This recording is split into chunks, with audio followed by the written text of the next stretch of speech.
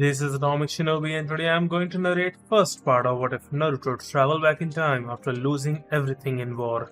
If you enjoy this video, please like, share and subscribe to this channel. Now wasting no more time, let's start the story. The enormous force of the man's hand caused the boulder to shatter. Damn it, we won, but at what cost? The lives of innumerable shinobi were over, along with the war. Naruto's thoughts strayed to his fallen allies. Neji, Nissan, bushy brows, even Sakura, Chan. As Naruto considered each member of the fallen Konoha 11, the list went on. However, it didn't end there.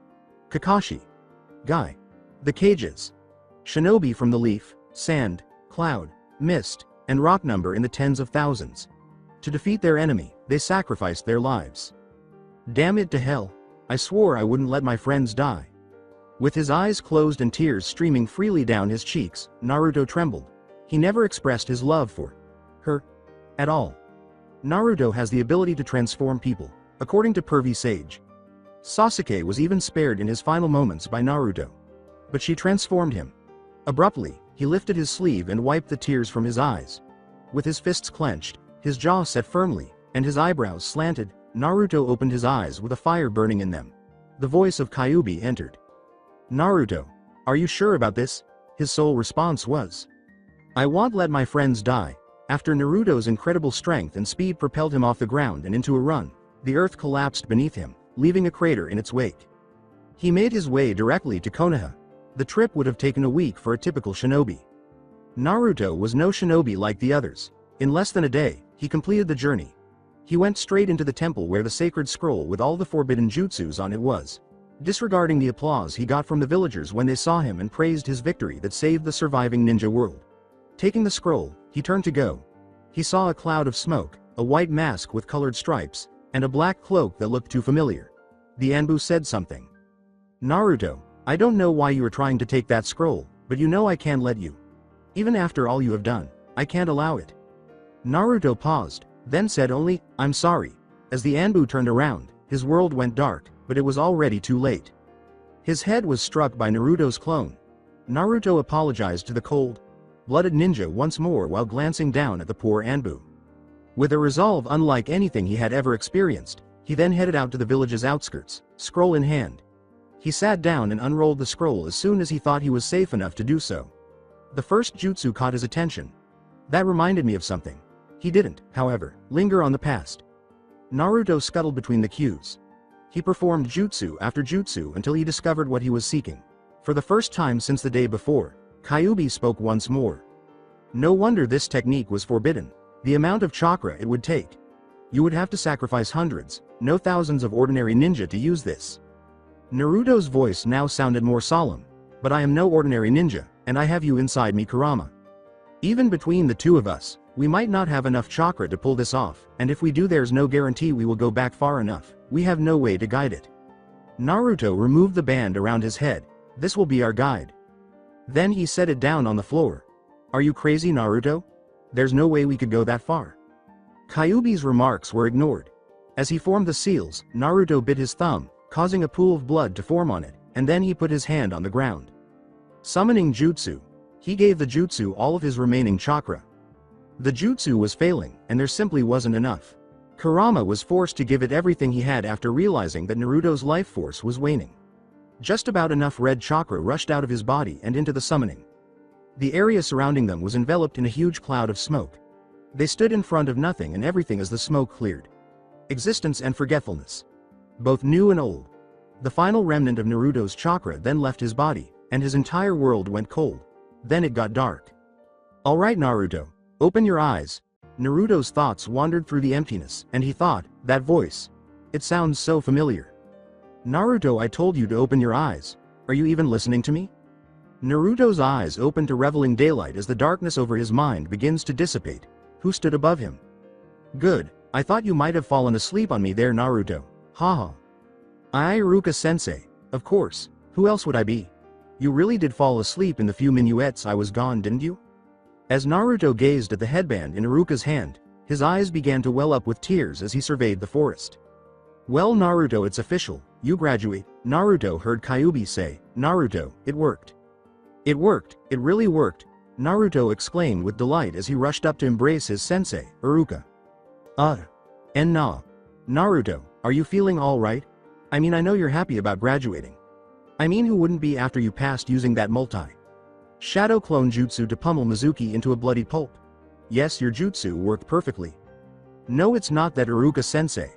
Iruka handed Naruto the headband and asked, then what is it? As he tied the headband, Naruto grinned and remarked, it's nothing, sensei. Well, what do you say we go get some ramen? Naruto rushed directly to Ichiraku's without even answering the question. I hope I'll be uploading like crazy. Since I don't want to keep you all waiting, I'll make an effort to produce a lot of excellent reading. This chapter is brief because I only want to lay some groundwork. Any and all criticism is welcome in order to help me get better. Alright, the man said casually, my name is Kakashi Hitaki. They were atop a structure that had a view of the leaf. Trees grew beneath several archways that loomed overhead. Naruto had not seen the village in its original condition for a long time, so it was a surreal experience for him. Naruto had vivid memories of the entire day. He had already escaped the homosexual encounter with Sasuke earlier. Rewind. I will not even look at him this time, said Naruto, not going to kiss him. He then just took a seat quietly in the classroom's corner. When Naruto entered, only Shikamaru and Hinata noticed that he wasn't making a scene. While the girls were busy fighting over who would be paired with Sasuke, the other guys were too busy discussing how to acquire their new ninja teams. Hinata noticed that she was staring at Naruto, who was staring back. This caused Hinata to blush instantly and turn her head away, staring at the wall instead, in embarrassment. He started to wonder, why didn't I notice this before? It is so obvious she likes me. Iruka-sensei interrupted Naruto's thoughts after he had been considering it for a while and was beginning to feel bad. Iruka began to introduce the teams. Naruto was paired with Sakura and Sasuke by his team. That was a huge surprise. Final flashback. He was now fully aware of Kakashi's next words. Naruto waited for Sasuke to show his evil will and for Sakura to become fixated on him during her introduction. It was his turn now. I am Uzumaki Naruto. I want to become a ninja so I can protect my comrades. I will not let my friends die. I will become the Hokage, and if there is such a thing as peace, I will seize it and bring it to the ninja world. After some reflection, Naruto said. Believe it. The others were rendered speechless by Naruto's words and the passion with which he delivered them. Everyone was left wondering the source of these emotions. Is this the same Naruto from just the other day who transformed in a naked lady right in front of Iruka-sensei? Sakura thought to herself. Who knew he could be so intense? Sasuke maintained his icy glare at the ground while acting as though Naruto's words had no impact on him. However, that sensation of shaking did not exist. He simply had no idea what it was. You have now surprised me twice in the last few minutes, Naruto. I surprised you twice. Yes, first when you didn't blurt out the first thing that came to mind before everyone else. That seems to go against your impulsive nature. Second, with the words you just said. They remind me of someone else. That is truly an honorable cause to be a shinobi. Kakashi found himself considering a lot more things, but he kept them from Naruto. Not just yet. There was something wrong with what was going on, and he wasn't going to mention it until he had more information. Naruto thought of Kurama's voice. Cool it, Naruto. Remember, this is your youth, your beginning. Try not to take it too serious. Heck, have fun with it in these early stages. You do not want to go giving away our secret already by being a new Naruto that's completely different than the one they knew just a few days ago. I know, Kurama, thank you. With a broad smile on his face, Naruto chose to add one more thing after that. I also love to eat ramen, and I want to try every kind of ramen there is in the world, believe it. As he sighed, Kakashi's palm moved toward his face. Kakashi said, anyway, now it's time for you to test. Sakura and Sasuke exclaimed, test? Simultaneously? Yes, to determine if you will stay genin, or be sent back to the academy. Look, Kurama, I know we don't want to overdo it, but let's have a little bit of fun here. Alright, but watch how much authority you display. Kakashi is intelligent, and if he starts to suspect. Get going. Any further discussion between Naruto and the Nine Tails was cut off by Kakashi's word. Only Kakashi and Naruto remained in the clearing after Sakura and Sasuke disappeared into the nearby woods. Naruto immediately got to work and charged at Kakashi, who decided that it would be too simple to defeat him and chose to ignore him, reading, make out tactics, instead. When Naruto was almost on him, he avoided him. The other two genin were amazed by what they perceived to be foolishness as they watched from the trees close by. Hidden finger jutsu. Hold on, Kakashi's only thought was. While the real shadow clone was waiting for Kakashi from behind, the one Naruto had made, went poo after missing Kakashi. How did this child support me? He created that clone when? How is he aware of my jutsu? Kakashi was unable to avoid the approaching attack because he had already gained momentum toward the real Naruto. A year and a half of death. After a moment of nothing happening as Naruto's fingers sank in, Kakashi was launched tens of meters into the air and then vanished into a cloud of smoke, leaving behind a log from his substation jutsu. Damn it, I really was hoping to get him there. Kakashi was standing in a nearby tree, observing Naruto. This kid, I know something's off here. Sasuke and Sakura met with no success at all, and Naruto remained silent for the remainder of the day, making a few pitiful attempts here and there. When he felt the time was right, and they were in the final 10 minutes before the test ended, he approached the other two with his plan. So Sakura will find him, it'll distract him, and Sasuke, since you're the fastest, a lie. You grab the bells. They repeated, right. Back to Naruto. This was too simple. Kakashi believed that these children were not yet ready to be ninjas. With a playful tone, Sakura said, Kakashi-sensei, I found you, from behind him. Sakura, do you really believe you can remove these bells from me by yourself? She is not alone. From the ground beneath Kakashi's feet, Naruto screamed. They anchored in to hold him while Naruto gripped his right foot and a clone sprang out to grab his left. Now, Sasuke! Sakura shouted. Kakashi went to make some hand signals to get himself out of the situation as Sasuke rushed in to grab the bells. Sensei, don't be so quick. Sasuke was on top of him when two more of Naruto's clones emerged from the ground and grabbed his arms as well. Kakashi turned to try to free himself from the bells that were hanging in front of him, but he was only able to get one because of Kakashi's twisted body. Naruto was prepared for this, with his 4 clones supporting him. To his own surprise, every single one of the Narutos holding his arms and legs vanished in a cloud of smoke as Kakashi leapt to the ground and threw them off, dragging them into the air with him. A shadow then passed overhead, and Kakashi looked up. Too late.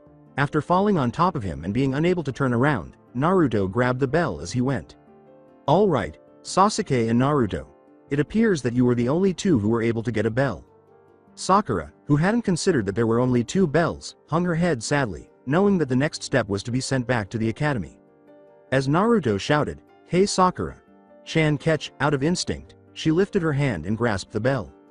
But Naruto, you will be sent back if you give me this, take it back here. With his resolve restored, Naruto raised his hand to prevent her from returning it. Getting the bells was our goal. However, there were just 2. As a result, a teammate is sacrificed for the cause. When a ninja deserts a mission, they may be scum, but when they desert their friends, they are worse than scum. Sakura, keep it up. I won't have it if it means leaving a friend behind.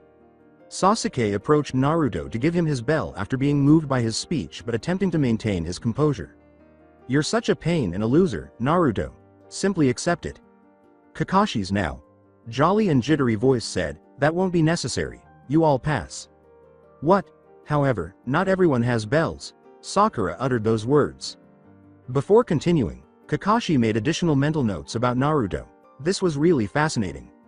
With the outline of a smirk showing through his mask, he said, You see, this test is meant to bring you together as a team. If Naruto and Sasuke would have kept the bells and left you behind, I would have failed all of you. Let's all go get some ramen now. My reward.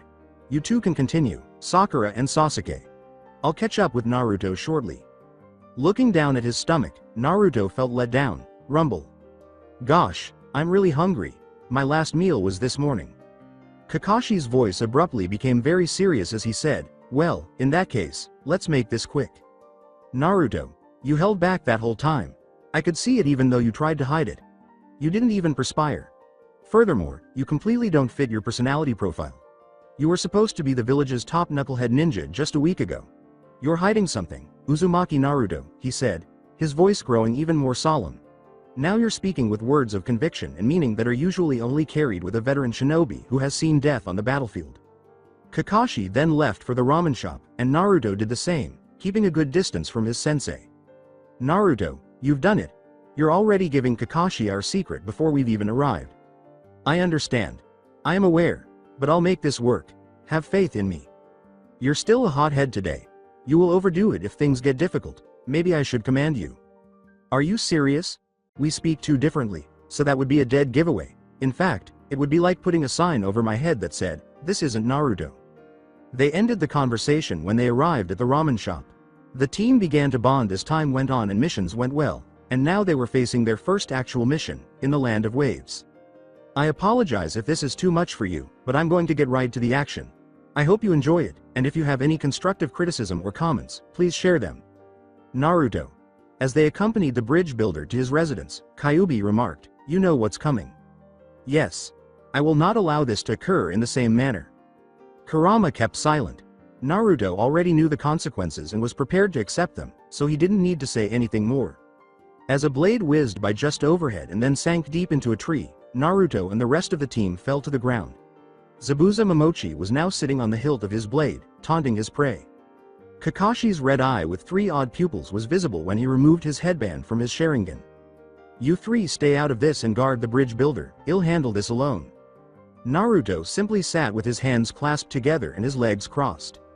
The others must contend with Zabuza's water clone after Kakashi is captured in the water prison jutsu during the subsequent battle. Despite their sensei's entreaties to flee, Naruto takes the initiative and begins to approach Zabuza, gradually closing the 20-meter distance between them. "Don't make me laugh, you miserable wretch, you don't stand a chance, Agai." Already buried in the water clone's stomach, Naruto's fist caused it to explode into a rainy mist. "So quick. The child didn't even come close to the final 10 meters, I thought aloud," Zabuza said. "Then it's likely that you didn't anticipate this either," from behind the mist shinobi, Naruto shouted. The water prison was now free, and Kakashi watched in awe as a kick was delivered to Zabuza's chest before the mist shinobi could even finish pulling his head out of the ground. He took a charged Rasengan and pounded it into Zabuza's back, sending him flying across the water until his face hit the shore, burying him in the ground head deep. Zabuza coughed up, and fear entered his eyes as he looked into Naruto's. How? Zabuza never felt the break or the impact with the trees, only the chakra emitted from Naruto's fist knocked him out cold before the knuckles ever struck him. His response was an amazing punch to the left side of his face that struck so hard that it broke his cheekbone and sent him flying into trees behind him, breaking through dozens of their trunks. Although Naruto's body was deceiving, his eyes spoke the truth. This was a shinobi who was on a level all his own. It was not his speed or even his strength that had instilled fear in the mist shinobi, but rather his eyes, which were yellow with black horizontal slits, a red shading around them, and that determined look. "This is different." It was nothing. It was the absence of existence. Darkness. No, something more than dark. Dark is real. "Where am I? Who are you?" Haku, posing as a tracker ninja from the mist, had already fooled the others into letting the almost dead Zabuza escape by the time Naruto awoke. What took place? Rubbing his aching head, Naruto uttered those words. "Naruto. I'm glad you're okay." Sakura uttered those words. "All right?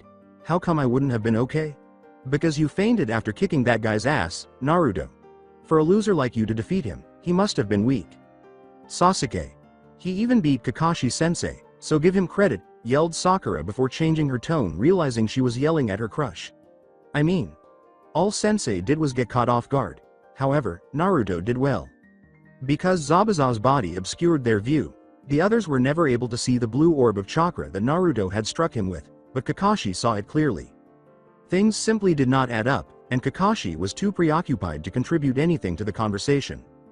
"Anyway, that mist shinobi took the body, and I'm just relieved that we don't have to deal with it." "You guys handed Zabuza over to Haku, Sasuke?" Now Kakashi's voice interrupted. "He never said the tracker ninja's name, nor was the name ever given to us." In a desperate attempt to shift the subject, Naruto exclaimed, "See, Zabuza wasn't dead, he wasn't killed by me." "But why was he taken away by that tracker ninja?" "On the spot, he verified his death," Sakura said. "I'm not sure." Kakashi's now cold voice said, "Perhaps Naruto would want to share that information about this Haku. He seems to know so well." "See, oh no, somewhere, I seem to recall hearing about this and how those two were collaborating. And Haku was the name of the tracker ninja, according to someone." "All right, then. Now why don't you explain to us, Abu?" Kakashi said, as if you could have been any more evasive on the source of your information. "I need to speak with you alone, Kakashi-sensei." Naruto uttered those words. "Excellent. You two take the bridge builder home, Sasuke and Sakura." "But Kakashi-sensei." "Just do it, Sakura." With the bridge builder in between, the two genin left. Kakashi started when the others were too far away to hear. "Tell me everything, Naruto." "Kakashi-sensei, I. Naruto thought of Kyuubi's voice. let me handle this. After Naruto gave his approval, Kyuubi carried on where Naruto had left off. We are strong. We? The voice of a perplexed Kakashi said, his tone has changed, and he stated that we. No way. Kakashi pondered. Kakashi Hitaki, I understand what you're thinking. Naruto's father was the 4th Hokage's student. Yes, I represent Naruto as the 9 Tails. However, when? How? The seal. The seal is no longer necessary for Naruto. I became friends with him, and we freely share our power. Regarding the time, I am unable to tell you. Kakashi calmed down and answered, Why? Why are you unable to tell me? Kurama remained silent. Why? Now, Naruto's voice could be heard once more, for the protection of my comrades. How does this protect us, Naruto? I apologize, sensei. Before continuing, Kakashi sighed and said, At least tell me how you learned that jutsu.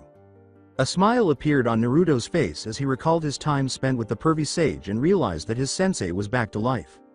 From a dear friend. He's good. His abilities with those shadow clones are incredible. To strike your water clone and then have someone else surprise you from behind, Haku remarked. Zabuza's voice was weak and his wounds were still very severe. I don't think he was using shadow clones. Are you serious? Nobody, including myself, is that quick. He moves so quickly. For this reason, you will need to employ your unique method. His speed won't matter against you after that. Zabuza collapsed back into his bed, too tired to talk. When Sasuke and Sakura would bring up his fight with Zabuza or his conversation with Kakashi, Naruto would steer clear of the subject. Naruto.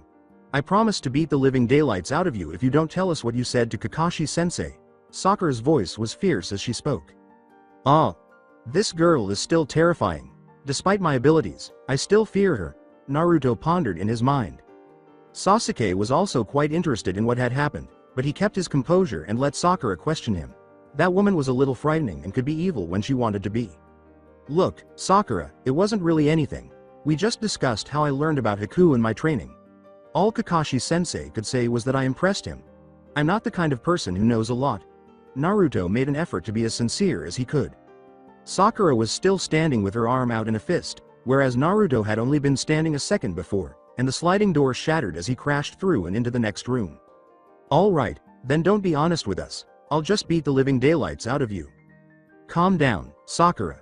Take a look at what you did to our host's door. In exchange for their generosity, would you like to destroy the entire house? Sasuke always sounded so composed, but in reality, he believed he might have just urinated on himself. For a while, the construction of the bridge went smoothly, and the genin were left to train. Naruto always had the upper hand in everything they did, which made Sasuke nervous, but he didn't show it. Instead, he pretended he wasn't trying. However, when Zabuza was healed, he attacked the bridge with his newly restored strength. Kakashi and his team stood aside and let Sasuke handle the first water clones of Zabuza. After defeating the few feeble imitations, Sasuke had left the battlefield soaked, and now the real battle was about to begin. Haku appeared beside Zabuza to support him. How incredibly astute of you, Zabuza. Employing Tracker Ninja to help you execute your plans. Haku must be very helpful to you, Kakashi remarked. Zabuza's eyes briefly widened. You are aware of Haku's name, then? Oh well, it doesn't matter. All of you will die the same way. For someone who just had their ass handed to them by a genin, your words are quite audacious, Sakura chuckled after taunting. You little brat, just wait and see me, Haku, do it. Sasuke just managed to push Sakura out of the middle of the mirrors before they were finished, leaving Kakashi and Sakura on the outside and Naruto and himself on the inside as Haku began to form his hand signs using the water nearby. Sasuke turned to face Naruto and inquired, What is this? What is this? Sasuke inquired. Haku responded, This is your death. With a kunai knife in hand, Sasuke charged at Haku, who swiftly slipped into one of the mirrors, surfaced in another mirror from behind Sasuke, and then threw a handful of needles at his back. Naruto hurried to block for his friend, deflecting the needles easily to protect Sasuke. As soon as Naruto had blocked the needles, Haku had already arrived from the opposite mirror, kicked him in the side, and knocked him back. Then, from the opposite mirror, Haku struck Naruto again on the head, sending him to the ground. Watch it, loser. You will risk your own death. There was genuine concern in Sasuke's voice. Sakura was left to watch, knowing there was nothing she could do to help the fight between Kakashi and Zabuza, which continued outside the mirror prison, with neither of them knowing what was going on inside. Your friend helps you, But why? Haku appeared to be a kind man. That he would cast his lot with a criminal like you doesn't seem appropriate, Kakashi remarked. Please. Zabuza chuckled. Haku is only a tool who owes me his life. He is nothing to me. I therefore use that debt as leverage to achieve my goals. That's low. He obviously made sure you recovered and saved your life earlier. He's still fighting for you. I have no time to form attachments. A ninja becomes weak as a result. Haku is just a tool that I use. When Haku began to pursue him, Sasuke's worry was short-lived as his own survival instincts took over. Despite his best efforts, he ultimately met the same end as Naruto. All of his attacks failed, and Haku kept hitting, leaving Sasuke helpless. No matter what he did, he couldn't even hit Haku. Once you are in my mirror prison, there is nothing you can do. I can enter and exit any of them whenever I want. Inside, even your friend's speed was meaningless. I'm unbeatable in here.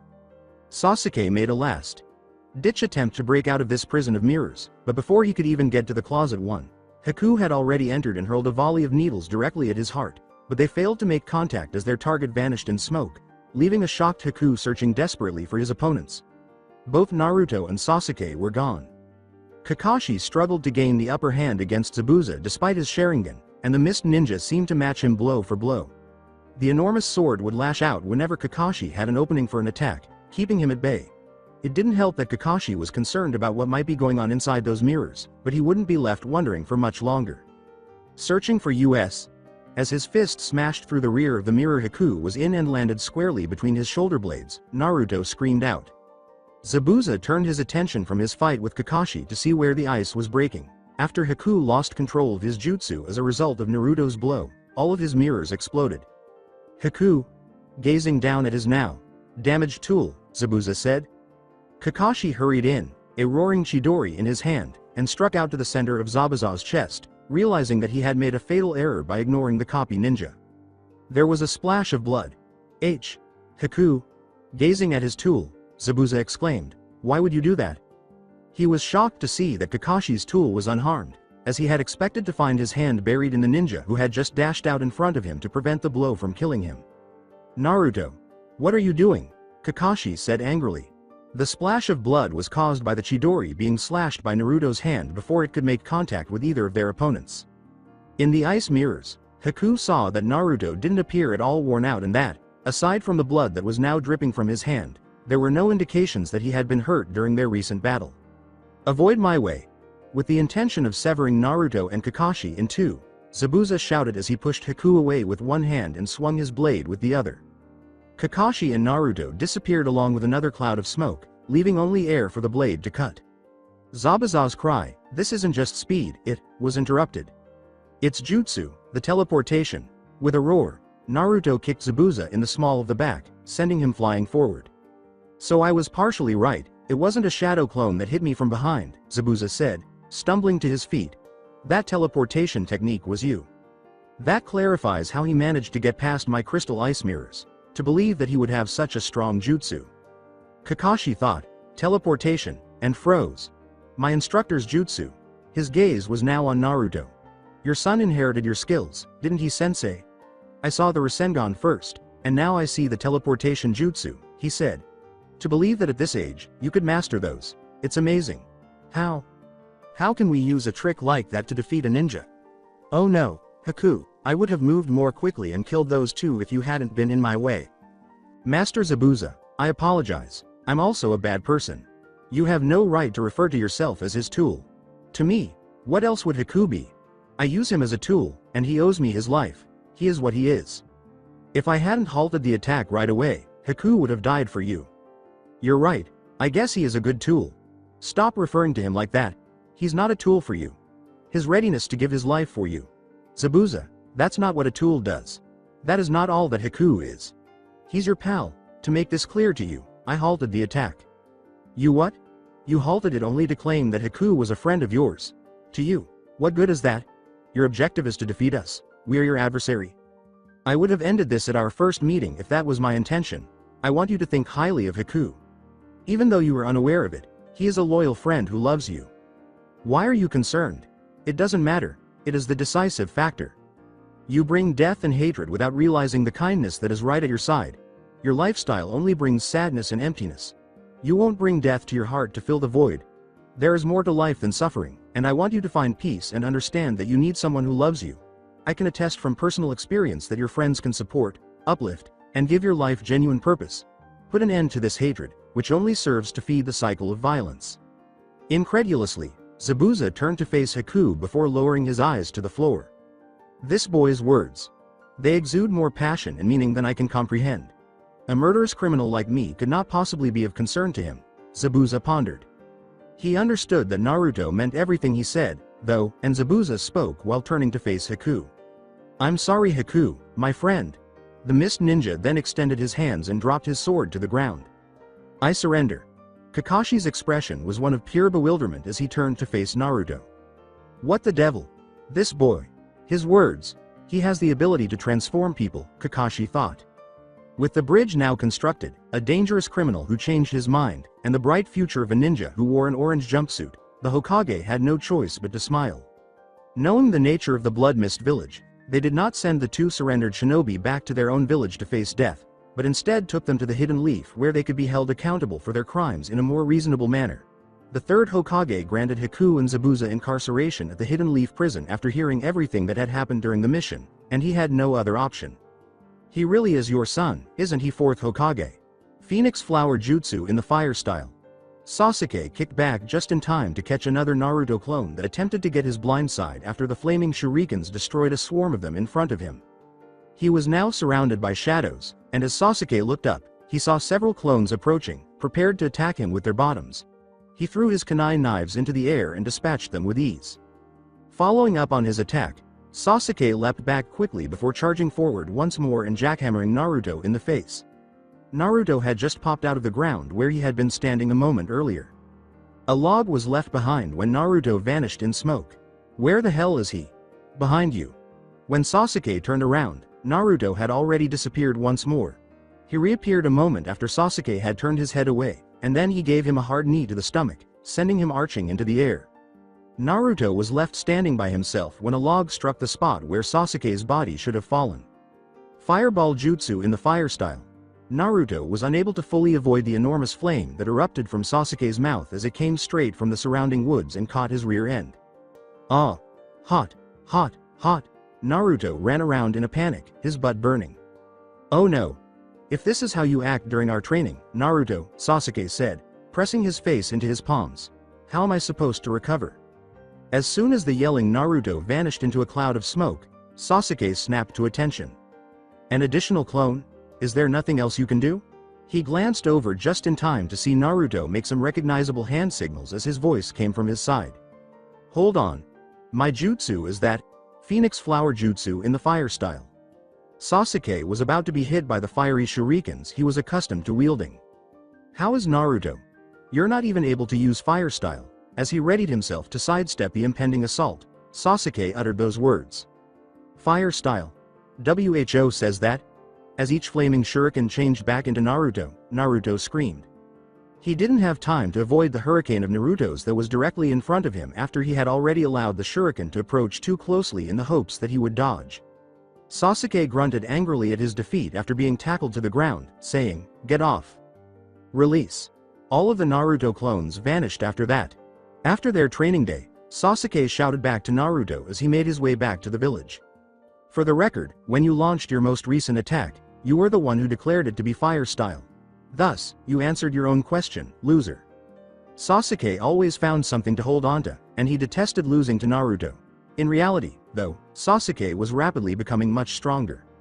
The two of them were training harder than usual because Kakashi had just informed them that their team would be entering the Chunin exams, which began in a week. As Sasuke grew stronger, Naruto would simply put more effort into it as well, so Sasuke didn't even notice the enormous progress he was making. Naruto would only use enough power to gain the most minuet advantage and taunt Sasuke into becoming more powerful so he could beat Naruto. "You know, Kurama, if Sasuke keeps up this pace, it might not be long before I have to use Sage Mode against him," Naruto chuckled. "He has a long way to go before that happens. However, you're correct, his development is remarkable, and he's stronger now than he was at the end of the Chunin exams." Talking about the past as it relates to the future sounds funny, doesn't it? Grinning, Naruto said as he made his way back into the village. Soon after, Naruto caught up to Sasuke, and the two of them went through the village gates, where Sakura was smiling and waiting for them. "Hi, Sasuke. You must be hungry because you appear to have been training really hard. I prepared some rice cakes for you." Naruto cast a sorrowful glance downward. "Oh, Sasuke is the only thing my own teammate notices, not even my presence," Naruto pondered. "It's not quite as funny now as it was when you were really chasing her," Kurama said to Naruto's mind. He ended his statement with a laugh. They were distracted from a group of ninja entering by a commotion coming from the front gates. They were sand ninja from the land of wind, and their headbands and clothing told their tale. With the gourd on his back, the red hair, and the black outline around his eyes, Naruto became alert upon seeing one of his best friends. Naruto thought, "Gaara." Gaara glanced at Sasuke as the sand ninja attempted to pass their group but stopped. "What's your name?" "Ah, still. I am the best friend you have ever had. I am far more powerful than Sasuke, and we are both Jinchuriku once more. But you still find Sasuke more attractive?" In his mind, Naruto screamed. "Watching how this develops should be interesting," Kurama told him. "You know he is still full of hate." "Sasuke Uchiha. How about yours?" "I am Gaara of TH." With a hand on his shoulder and eyes staring into his own, the sand shinobi's eyes gazed at the orange jumpsuit ninja who now stood in front of him, as startled as they were. Regaining his composure, Gaara said what he knew his fellows were thinking. "How did you manage to touch me? That should have been avoided by my sand." "You're going to have to find that answer on your own, Gaara," Naruto said with a smile. "Why? Why is he giving me that smile?" Gaara pondered. The Jonin Baki, who was in charge of the three sand ninja, approached and gave them instructions before the discussion could continue. "What was that about, Naruto?" Sakura inquired. "I simply recognize the man from somewhere. Once you get to know him, he's a pleasant guy." That individual? Good. I'm so terrified of him." Though he remained silent, Sasuke shared Sakura's sentiments regarding this. When they heard Kakashi's voice above them, they all looked up. "All right, you three had a good time. You should go home and relax because you have a lot of training to do tomorrow." He thought, "This is going to be a very interesting exam, isn't it, Naruto? It would look bad on me if you all performed poorly at the exam." The rest of the days flew by as the ninjas scattered to their homes to recuperate. Exam day has finally arrived. Everything was happening so quickly that Naruto was excited about it all. Everything changes in Kurama from now on. Naruto could now say this with confidence after entering the exam room and surveying every ninja present.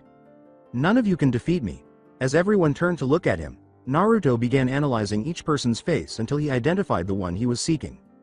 "Kabuto, look at that snake. We should probably be safe," Naruto thought. "Orochimaru doesn't need to be alarmed just yet." Kabuto went up to them, gave his name, and then inquired. "You have a pretty loud-mouthed friend there, don't you? If you go around saying things like that, you must be strong," Kabuto said with a sly smile. Then Naruto began to shout, "Hey, I'm not a loudmo." Sakura quickly used her fist to smash Naruto over the head. "You fool, Naruto. Making everyone in the room our enemies is not what we want." "You didn't need to be so cruel, Sakura." As he nursed the lump on his head, Naruto spoke. "Want to watch mean? I'll show you what I mean." Kiba interrupted Sakura as she was about to strike Naruto once more. "Oh. This is where all the noise was coming from. Figures, Naruto, I should have realized it would be you." Naruto got up from where he had been sitting and held Kiba's head and said, "Oh hey Kiba. Hold on a second. What was that to you?" Kiba grinned mockingly and said, "I meant you're an annoying little punk." When Naruto heard a disarmingly soft voice, his rage flared and he was about to go teach Kiba a lesson. "Hello. And Naruto." Naruto was now grinning and responding, "Hey Hinata. How are things going?" Sakura whispered to Sasuke, "Well, didn't his mood quickly shift? Just a moment ago, I thought he was going to beat Kiba. What's going on with that, I wonder?" As she responded, a flushed Hinata could be seen twitching her thumbs on the ground. "Thanks for asking, I'm fine."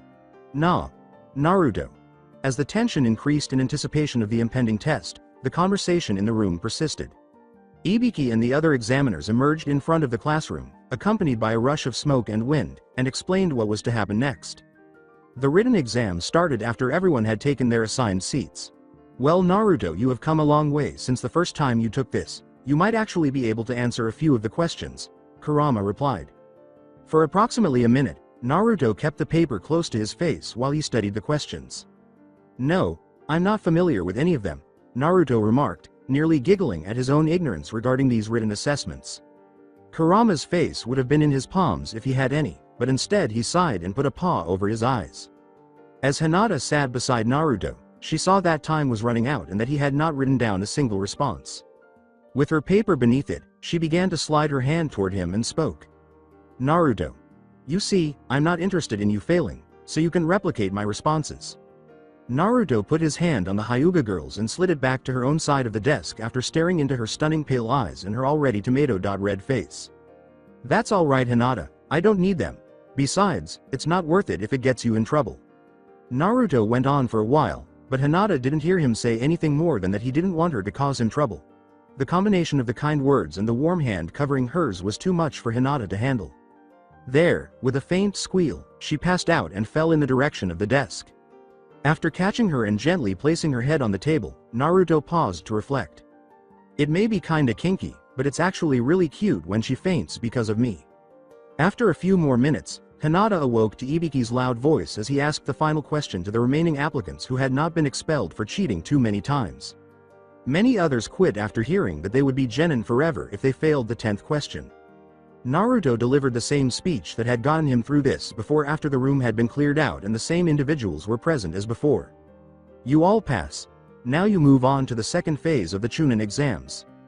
The ninja were given an overview of the contents of this second phase by Enko Midarashi, the second instructor for the Chunin exams. You must survive for 5 days in the Forest of Death, obtain a scroll of heaven and earth, and make it to the center of the forest with all 3 of your team members. Any questions? She spoke, but Naruto was too preoccupied to listen. All he could think about was the grass ninja he recognized as Orochimaru. Alright, if everyone has a scroll, make your way to a starting gate. Kumara, this might be interesting. All teams descended into the forest as soon as the gates opened. They soon encountered their first foe, but Naruto allowed Sasuke to handle him in a manner similar to his initial strategy. Together with his training with Naruto, Sasuke's Sharingan helped him repel the assailant with ease. Things were moving swiftly, and Naruto couldn't help but worry about his teammates as the storm grew stronger. Guys, we need to be careful here. One wrong move and we could be dead. With stars in her eyes, Sakura exclaimed, Did you see how easily Sasuke just beat that guy Naruto? We have nothing to fear with him on our side. We would be foolish to assume that everyone here will be that weak. We need to proceed carefully. You're right Sasuke. You're so smart not to assume that everyone will be as easy as that guy. Gah. She just reprimanded me after I said that first. Suddenly, their group was directly hit by a powerful gust of wind that blew through the forest. No, it's too early. Before this, we should have more time. I must safeguard the oath. Naruto. Get up, this is no time for a nap, someone is coming, said Sakura. Naruto, move. Here again? Why am I here? Answer me. Naruto was leaning against a tree and staring up at a huge snake when he woke up. Oh shit. It's already begun. I have to help the others fast. Naruto quickly jumped out of the way of the snake's attack before he could form a Rasengan in each hand, leap into the air, and bring his hands together on either side of the snake's head. The snake's head exploded between the 2 fierce blows that pressed against the sides of its skull. Naruto, hurry! We have no idea how much has changed, and it might be too late already. Fire style. Fireball jutsu. Orochimaru was consumed by the flame, which caused his body to catch fire. You got him Sasuke. No, that's just a replacement, look. The body began to liquefy and turn brown, revealing itself to be a substitute for mud. Looks like your eyes are sharp, Sasuke. Let's see how you deal with this. A huge cloud of smoke emerged as Orochimaru bit his finger and put the hand on the ground. In front of them now was a terrifying snake, even bigger than the one that attempted to devour Naruto. It didn't give Sasuke any time before lunging directly at him. I am most impressed, Sasuke. You were able to overcome seeing your own death in my eyes, and have put up a good fight against me. You are stronger than I would have thought. As he launched a shuriken past the snake, Sasuke exclaimed, You have no idea. That was some poor aim, Sasuke. When Orochimaru saw the shuriken's wires go by him, they turned back and encircled his body, binding him to the snake he had called forth. We'll see how you handle this. Fire style, the best firestorm. All of the wires Sasuke was holding back were traced to Orochimaru and the snake by a fire so hot that it burned blue, melting their flesh. However, Sasuke's method did not end there. He formed a tiny fireball in it with one hand and then lobed it over to the snake before creating a seal. As they started to fall on Orochimaru and his snake, the fireballs suddenly multiplied into hundreds, and each one burst into a huge explosion that rocked the surrounding foliage, until there was only one fireball left hovering in the air. Seemingly endless explosions drove into their victims, and Sasuke formed one final seal. The fireball then started to glow blue like the original flames he sent out, and it eventually grew to the size of a large boulder. Die now. Sasuke and Sakura were forced to turn away as the ball of blue flames smashed into the already existing conflagration before exploding into a huge eruption of heat and light. With his chakra nearly exhausted, Sasuke fell to his knees as the smoke cleared and the flames subsided, leaving only a huge area of charred earth. That took more out of me than I would have liked. A voice called out before Sakura could reach Sasuke, who was in need of assistance. Well done. Sakura was terrified when she noticed Orochimaru standing on a nearby tree branch. No.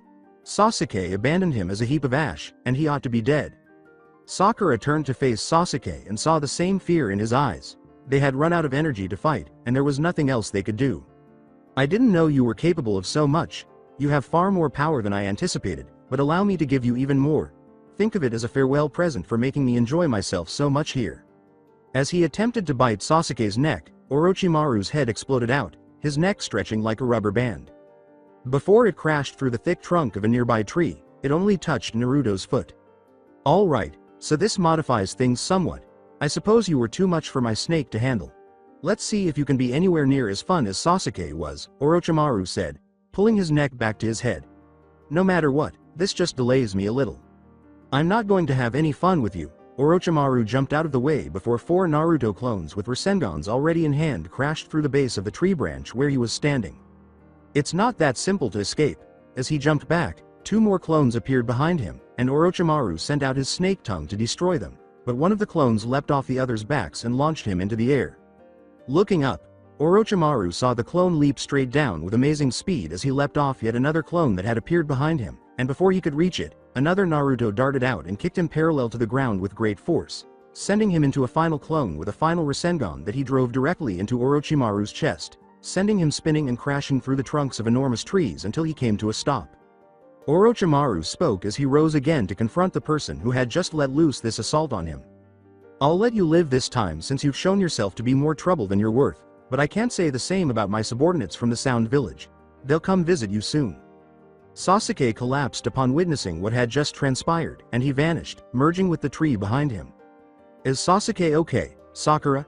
Yeah, he's fine, just exhausted. After Naruto picked Sasuke up, the 3 of them went to a new location, where they discovered a tree with a small cave-like pocket formed beneath its enormous roots, and they placed Sasuke to rest there while Sakura kept watch over him and treated his minor wounds from the battle while Naruto patrolled the area. Not an hour after their battle with him, Orochimaru's servants from the Sound arrived as promised. In a cloud of smoke, Dosu, Zaku, and Kin materialized in front of them, grinning malevolently. Stay where you are, Sakura, I'll handle these guys. No, Naruto, there are others who have been preparing for this besides you and Sasuke. Let me assist you. Fine, I'll fight Dosu and Zaku, you take on Kin. How daring of you. And how incredibly stupid. Do you believe you can defeat Zaku and me by yourself? You must wish for your own death? I would beat all 3 of you at once, but Sakura deserves a chance to fight too. Naruto pointed with his thumb behind his back to the spot where Sasuke was sleeping, and Zaku leaned over and held his sides as a fit of evil laughter escaped his lips. What is this, too? Zaku inquired, his laughter gone. There was a Naruto clone sitting next to Sasuke, its hands clasped together, eyes shaded orange. It's totally unnecessary for you guys, Naruto said, beaming broadly as he turned to face his new foes. But I'll just let my clone handle you guys because I wanted to watch Sakura fight. What a cocky, arrogant son of a. Now the shadow clone's fist was smashed into Zaku's mouth, muffled his words. Go ahead, Sakura, these guys will have more than enough on their hands to interfere with you. All right.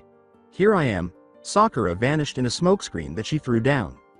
Really now, Sakura, you are supposed to be a ninja now, something as petty as a smokescreen won't work on me, she taunted, despite being preoccupied with watching Dosu and Zaku struggle to even avoid attacks from a clone. It appears that I must return you to the academy. Kin had to dodge a kunai that shot out of the smoke directly at her.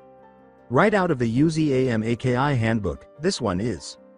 When the kunai burst into a cloud of smoke, Sakura emerged, bounced off a tree, and launched herself back at Kin. Kin's focus was now divided between the Sakura running out of the smoke toward her and the one hurtling through the air directly at her. Even though I can only use one shadow clone, I believe I've seen Naruto use it enough to understand how to use it correctly. Which one is the real one, exactly? With barely a second's thought, Kin threw a needle at the Sakura that was flying toward her, and it hit home, causing a log to be revealed by a smoke explosion. That was the real one. Then, Kin shouted as she swung around to attack the other Sakura that had now landed on her. Before turning away to look for the real Sakura, Kin threw one more needle at the clone to kill it, but she didn't hear the smoke explosion that should have occurred when the needle made contact with the clone. By the time she turned back to the clone, it was too late. Kin noticed the needle pierced Sakura's arm as it extended fist first and struck her face. A substation jutsu. Using clone. This girl was smarter than I thought. The fight was over when the real clone, who had now descended from the sky, smashed her into the ground and drilled her foot into Kin's stomach, interrupting Kin's thoughts. The original Sakura kicked Kin once more on the side of her head because she was unable to dodge and had lost her wind. Nice Sakura. I did know you got good with clones. With a scroll of earth in hand, Naruto's clone returned to the original Naruto after concluding his play with Dosu and Zaku and leaving the battered and bruised unconscious ninja on the ground in an ungainly heap.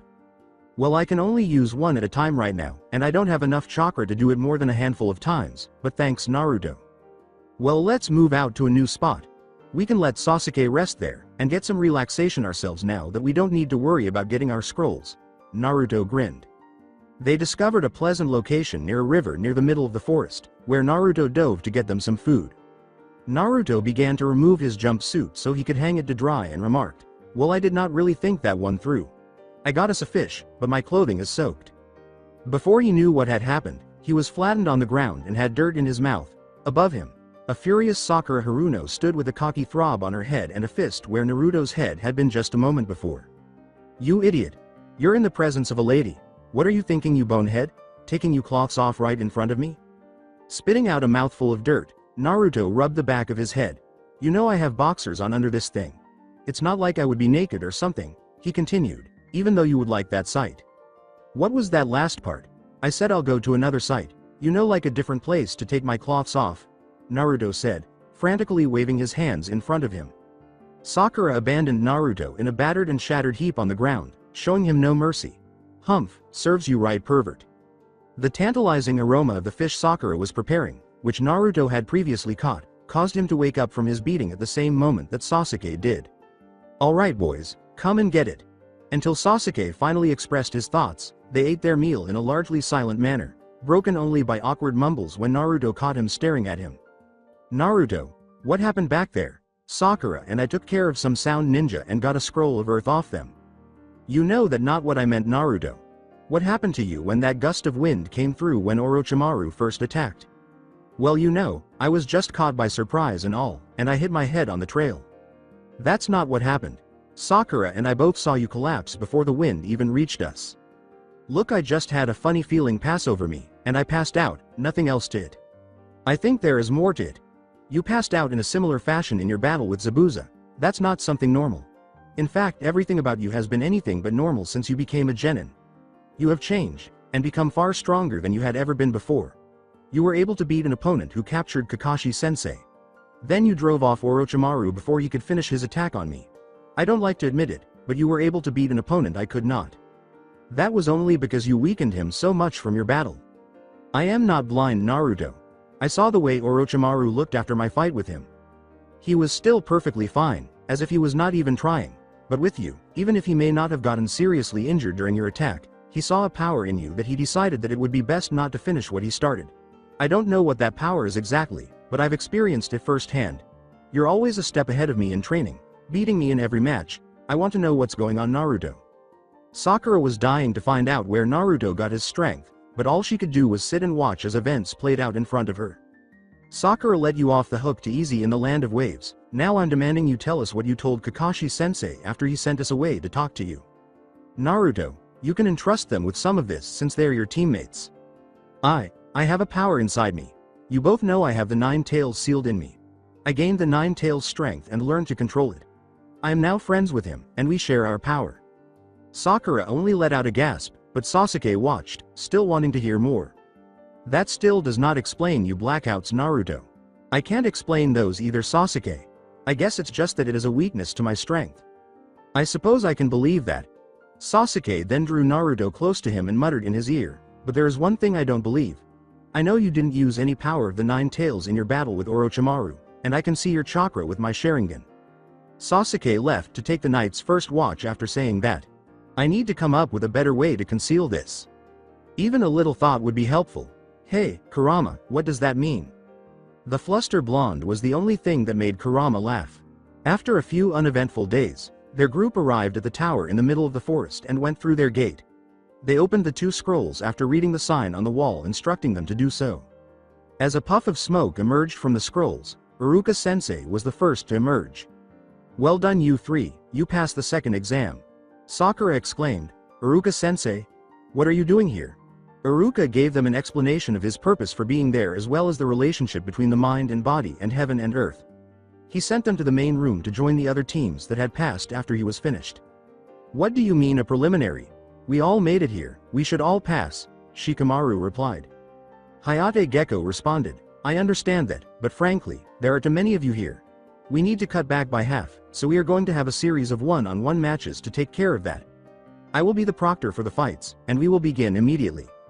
What, no rest at all? But we only just got here after surviving that forest, Ino was upset. I understand that, so it will be your choice whether or not you want to participate. If you can't take it, drop out now. Kabuto lifted his hand to drop out, and Naruto watched. Given that he never accompanied Sasuke, Sakura, and me, I wonder what he did all this time given how things change. Kabuto held up his hand, lost in his own thoughts. Orochimaru collected more than enough information about Sasuke during their battle, but this Naruto has turned out to be much more fascinating than I anticipated. Maybe it was best for me to follow him from a distance. Rewind. As his clone battles Dosu and Zaku, Naruto is watching from the sidelines. Kabuto is repressing his chakra signature while hiding back in a tree. This is really intriguing. Naruto is demonstrating far more skill than my data indicates he is capable of. Orochimaru was correct. That one is different in some way. Kabuto continues to take notes on the conflict that is taking place in front of him. The clone's pupils appear different from the original, and there is shading around his eyes. This is something Orochimaru ought to be aware of. Finish the flashback. Kabuto grinned devilishly as he turned to face Naruto. At that point, he raised his hand fully and declared, I'm out, I can't take it. There were 10 matches and 20 competitors remaining after Kabuto was the only one to withdraw. The pairings were identical to those from the initial encounter. Thank goodness for that one. I believe it's best if this part remains unchanged. For the first 6 matches, the fights went smoothly, and the preliminary round reached its 7th match. Kiba versus Naruto. Yes. Just my luck, I get Naruto as my fight. This is going to be easy, said Kiba. Ha ha ha. Seeing Kiba destroyed will be invaluable. I detested seeing your first altercation with him. He struggled with his attitude. Well, I fixed that issue because I still defeated him the first time, Kurama. In reality, you weren't all that much better than Naruto, you're just a fool. Would you like me to enter and remind you of the person who defeated you in a brawl over your chakra, Kurama? I'm just playing a practical joke, so calm down, kid, now go fight him before he loses patience. Alright Kiba, I won't lose to you. You're out of your league, Naruto, you don't stand a chance at beating me. Hinata stood beside Shino and Kurini-sensei, watching. I can't help it, even though I know Kiba is my teammate. I hope Naruto prevails. At that moment, Naruto gave Hinata a broad smile and a thumbs up. She would have a tomato-like face in that instant, but Naruto turned his attention back to Kiba and avoided staring at her. Begin, said Hayate, coughing a little before raising his hand. Kiba immediately entered the room using his all-fours jutsu and charged at Naruto, launching him across the room after striking him in the stomach. One hit, that's all that loser took, that was easy. Naruto stood up once more. Come on Kiba, I hardly even felt that. He was shocked to see Naruto standing up again when he turned to face him. Well, let's see if you feel this. Kiba bombarded Naruto with smoke bombs as he charged in once more. Alright, I can use Kiba's smoke bombs to my advantage. Shadow Clone Jutsu. Naruto saw 3 puffs of smoke, but 2 shadow clones also materialized at his side. Kiba's own smokescreen would never reveal it. I smell 3 Narutos in there. I'll take them all out. These PD idiots think they're ninjas. They still haven't realized that there are 2 more examiners watching this fight. A disguised Orochimaru glanced at the other misfit across the room and chuckled to himself. How clever, you were a fascinating discovery, aren't you? But it wasn't just Orochimaru who saw the second mystery examiner. Kakashi also kept a close eye on him. Kiba navigated the smoke with his sense of smell before taking on Naruto. Akamaru tackled the other clone after it cleared, and it vanished. Kiba then struck down at Naruto, who was still pinned beneath him, but all of his claws were buried in a log. Good job, Akamaru. Let's end this here, Kiba said. When Kiba turned around, Naruto was charging back at him. Hold on, I smelled 2 Narutos. I only saw this one sprinting toward me, and Akamaru took care of the other one. Where is the source of this odor? Naruto formed his hand seal and kept running at Kiba. Shadow Clone Jutsu. Now, another Naruto emerged and assaulted Akamaru. Kiba was attacked by the original. Kiba kicked him in the middle, knocking him to the ground. Okay, it didn't vanish. That's the original. He simply called forth a clone, so we're back to 3, but wow, where's the other one? After getting back up, Naruto was on him once more and proceeded to deliver a right jab at Kiba's face. Now, Kiba dodged Naruto's right jab and delivered his own. Kiba's blow knocked him down once more. Are you really under the impression that you can defeat Akamaru and me in a close quarters battle? That's our specialty. Kiba threw a soldier pill into his dog's mouth. With tremendous vigor, the now red furred dog attacked Naruto. Kiba took one himself in the interim, launched a full scale attack, and pushed Naruto back. Together with Kiba and Akamaru, the Narutos regrouped. Man-Beast Clone Jutsu. Alright, Naruto, let's see how you handle this. Kiba and his dog now resembled Kiba and prepared to attack. Fang over Fang. The swiftly twisting pair launched themselves at the Narutos, creating Fang. Like cyclones in the air. They were able to avoid the initial flurry, but Kiba launched another smokescreen, so they returned for another assault. The clone Naruto vanished after Kiba made contact with it this time. And then there was one. It's time we ended this, Akamaru.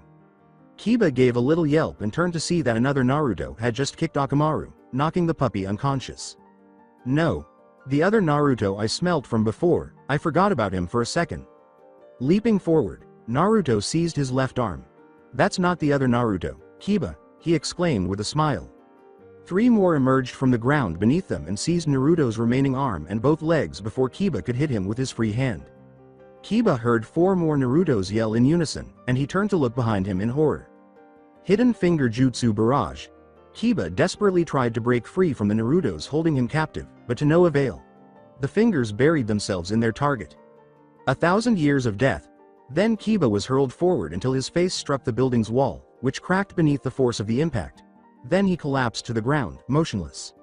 Since Kiba's head was buried in his palm, Kakashi did not witness Hayate calling the match after he concluded Kiba was unconscious. Just as were Sasuke's and Sakura's, actually.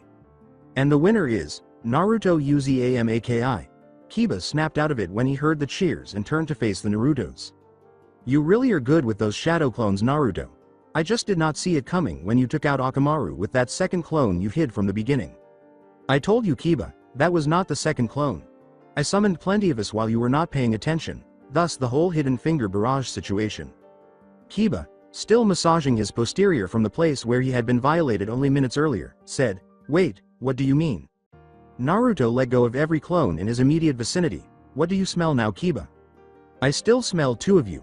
That would be because the mystery Chunin examiner leapt down from the 2nd floor, and Naruto vanished in a cloud of smoke. He was the second clone. Naruto emerged from behind another cloud of smoke that had surrounded the examiner. I am the original, he exclaimed, laughing and grinning broadly. You mean to tell me I was fighting shadow clones the entire time? Well, not the whole time, just until you used your first smokescreen, and then I used the cover to switch over to my clones. How did Akamaru and I both not notice the real you leaving the smoke? Kakashi looked up from his hand. The ability to teleport can be very advantageous, isn't it, Naruto? Naruto laughed and said, Well, I guess I was just too fast, before returning to his team by way of the stairs. After striking the wall face first, Kiba was carried away on a stretcher for a medical examination to ensure his spine was in good condition. They would also need to look at his butt. As he passed her, Hinata said, Naruto? Yeah, Hinata. She held a container of healing ointment in her hands and said, I want you to have this. Naruto took the container and embraced her, saying, Well, I might not need it, but I would probably make her feel bad if I did not take it. Sweet thanks Hinata, you're the best. There, the poor Hyuga girl nearly passed out. She would have if Karini-sensei hadn't seen what was going to happen and helped to steady the girl. Do your best Hinata. Just before her match against Neji started, Hinata looked up at Naruto as he called out to her.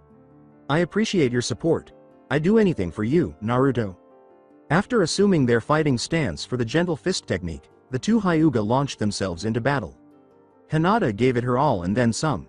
With Naruto's encouragement, she went beyond her own expectations. However, it was insufficient, and the battle soon shifted in favor of a furious Neji. He continued to strike, and Hinata began to cough up blood from the wounds caused by the soft fist.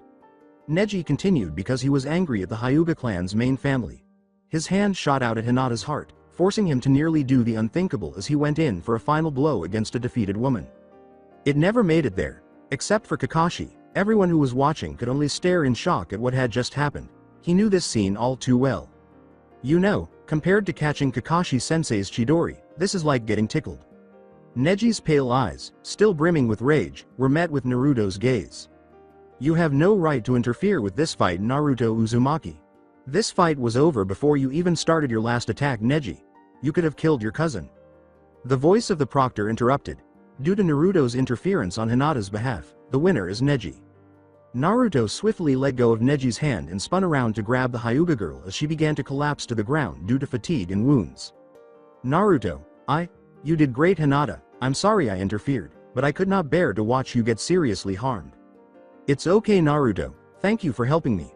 With a faint smile on his lips, he looked down at Hinata and remarked, I guess it looks like you need this healing ointment more than I do now Hinata. You know it's really easy to tell how cute you are when you're this close to me. If Hinata hadn't already passed out from her fight, her face would have discovered new and redder reds than exist before she passed out. Naruto turned her over for treatment to the medical personnel. Take good care of her please. Sakura was staring about incredulously. Did anyone else just see that? Anyone at all? If I did not know any better, I'd say it looks like Naruto has a crush. Sakura nudged Naruto to shuffle his feet a bit. See, he won't even deny it. Sakura, quiet down, the next fight is about to begin, and this is going to be a good one. Kakashi responded. Before he began, Hayate coughed for the 100th time that day. Match 9. Gaara vs Rock Lee, begin. Naruto watched in agony as the fight played out exactly as it had the first time. He had to let Lee handle this alone.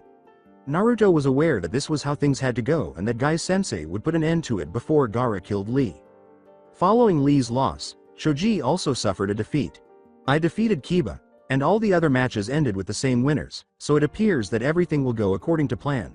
Not long now, everything will be put into motion. Naruto, we have to exercise caution because these are perilous times. Hayate started to say, this conclude, but was cut off by another coughing fit. This concludes the preliminary round. The third and final portion of the Chunin exams will be in 1 month. You have until then to prepare. Many people saw a familiar blonde ninja in the streets.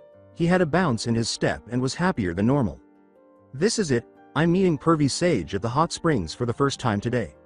Naruto recognized his master's long, white, hedgehog-like hair as he walked up to the women's side of the hot spring. Naruto ran the rest of the way to meet him, barely able to control himself. Pervy Sage. How's it going? The elderly man said, hey kid, get out of here. Can't you see I'm busy? And then turned back to peer through the opening in the wall in front of him. Naruto cupped his hands together and shouted to the girls inside that the pervert had been watching them over the divider while wearing a cunning smile. Oh come on you perverted old man. Stop peeking on all the girls in there and talk to me. As all of the girls rushed out of the hot spring, loud screams could be heard from the opposite side of the wall. Eyes wide, Jiraiya screamed at Naruto, his fist trembling. Ah, stupid kid. What did you go and do that for? How am I supposed to do my reaserch now? Oh come on Pervy Sage, it's not that big of a deal, I just wanted to talk to you. Now that you have nothing better to do, you may as well. Jiraiya stood up straight, folded his arms, and averted his eyes desolately. Hump. No, I'm not interested. It was Naruto's turn to point at him with bulging eyes. What? Come on, I just want to talk Pervy Sage. He screamed, would you stop calling me that? And then composed himself. Furthermore, Jiraiya smirked and added, it gives me a bad image with the ladies. With his face in his palm, Naruto remarked, Jiraiya-sensei, Your reputation with the ladies can't get any worse than it is. The Sannin started to leave after saying, "Well kid, I'm not sure how you know my name, but I'm not your sensei, so now I'm going to take my leave. I need to conduct my very important research." As the pervert left, Naruto shouted at him while forming a seal. "Research this." Then Naruto was surrounded by a cloud of smoke. When the elderly man turned to face Naruto again, his eyes widened more than ever before, his jaw fell open, he flushed, and he had a huge nosebleed. Naruto's harem jutsu was too strong for the pervy sage. Before changing back, the blonde ninja let the pervert stare for a moment while she giggled. "There, now that should be enough research for you, so can we talk now?" Jiraiya recovered with a devilish smile a few moments later. "Sure, only if you do that again though." No way pervy sage, you already got what you were looking for." The hermit said, "I told you to stop calling me that, and if you won't do it, then I guess I'll be on my way," but was stopped by a blue chakra vortex that was headed his way. Before turning to confront his assailant, he swiftly formed one of his own. Rasengan. Repeated both of them. The two ninja were thrown backwards by the collision of the two attacks, which also sent a shockwave and blast of wind throughout the entire area. A near perfect half-sphere crater was visible where the two had just been when the dust surrounding them settled. "I do not know how you know that technique, kid, but I'm the only one alive who is supposed to know it, and I most certainly did not teach it to you." It was so ironic that Naruto couldn't help but chuckle to himself. Telling him everything is time. I'm confident he'll comprehend. He will, of course, Naruto. It's time you told the truth to someone. Naruto's expression darkened as he turned to face his former instructor. "Actually, Jiraiya-sensei, you are the student of the third Hokage, you were the teacher of my father, the fourth Hokage, and you did teach me that technique." Jiraiya had a statue-like body and a stone face. Before he could say anything, he stood there looking at Naruto for what felt like an eternity. "Let's go somewhere we can talk in private." Naruto thus told his sensei everything, including the start of his initial genin journey, his sensei's passing, his struggle with pain, the conflict with Madara, and up to the present. For the duration of the story, Jiraiya remained silent, unable to express his astonishment or amazement and content to simply take in the information. After finishing the story, he looked into Naruto's eyes and saw that everything he had said was accurate. Even so, Jiraiya was aware that was superfluous because the story's facts, which he already knew to be accurate, could support it. For 30 minutes, Naruto's sensei sat there without even grunting. At last, he spoke once more. "Let me see it." "See what, sensei?" "Sage mode." Sitting cross-legged on the plush ground in the remote woods they were in, Naruto inhaled deeply. Then he closed his eyes and clasped his hands together. Jiraiya followed suit. "He is as motionless as possible, which adds to the peace I sense around him. He is absorbing the natural chakra flawlessly, and I can feel it. Was he truly more proficient in senjutsu than I was?" Naruto opened his yellow eyes, which were now fully shaded in orange. His sensei also opened his own. "You have mastered senjutsu, and you don't show any signs of turning into a frog. Let's test it out. Since we are all the way out here, we shouldn't have to worry about blowing things up. You have the eyes that prove the transformation is complete." Even though Jiraiya hadn't mastered Sage Mode, his face was somewhat changed to resemble a frog, but that didn't stop him from giving Naruto his all. For the majority of the battle, Jiraiya's years of experience kept him on par with Naruto despite Naruto's superior senjutsu. However, because of the short duration of Sage Mode, the shading from both of their eyes faded, leaving two worn-out shinobis sitting on the ground, panting. "Very well done, Naruto." Jiraiya sat up after taking a brief break and turned back to face Naruto. "Show me your control over the nine tails." The surrounding forest came to life in the now darkness of night, and Naruto's body was filled with a fire.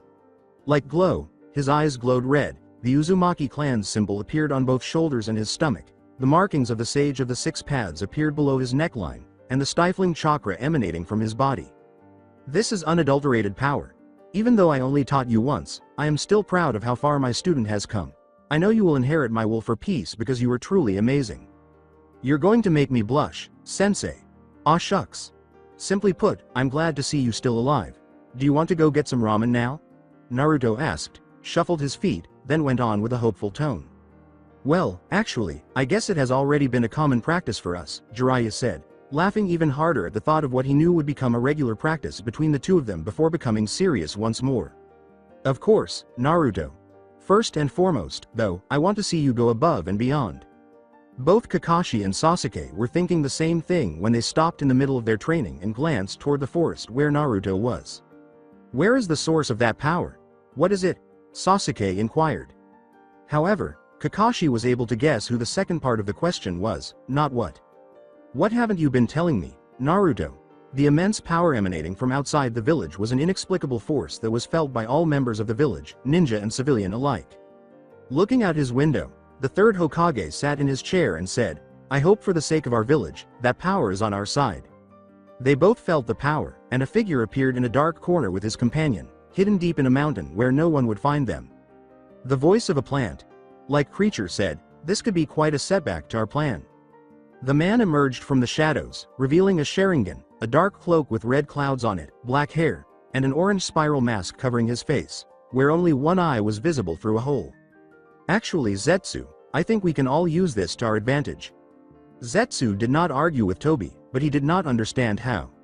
All right, let's grab some ramen, pervy sage. You can get as much on me as you like after a performance like that. Yash, sensei. Thank you. I will consume more ramen than I have ever consumed in my life. Jiraiya's wallet was already getting smaller. The day after he told Jiraiya, Naruto knew he needed to speak with the third Hokage for a long time as well. He walked silently the entire way to the Hokage tower, thinking to himself, and soon he was staring at the old man's office door and thinking, here goes nothing.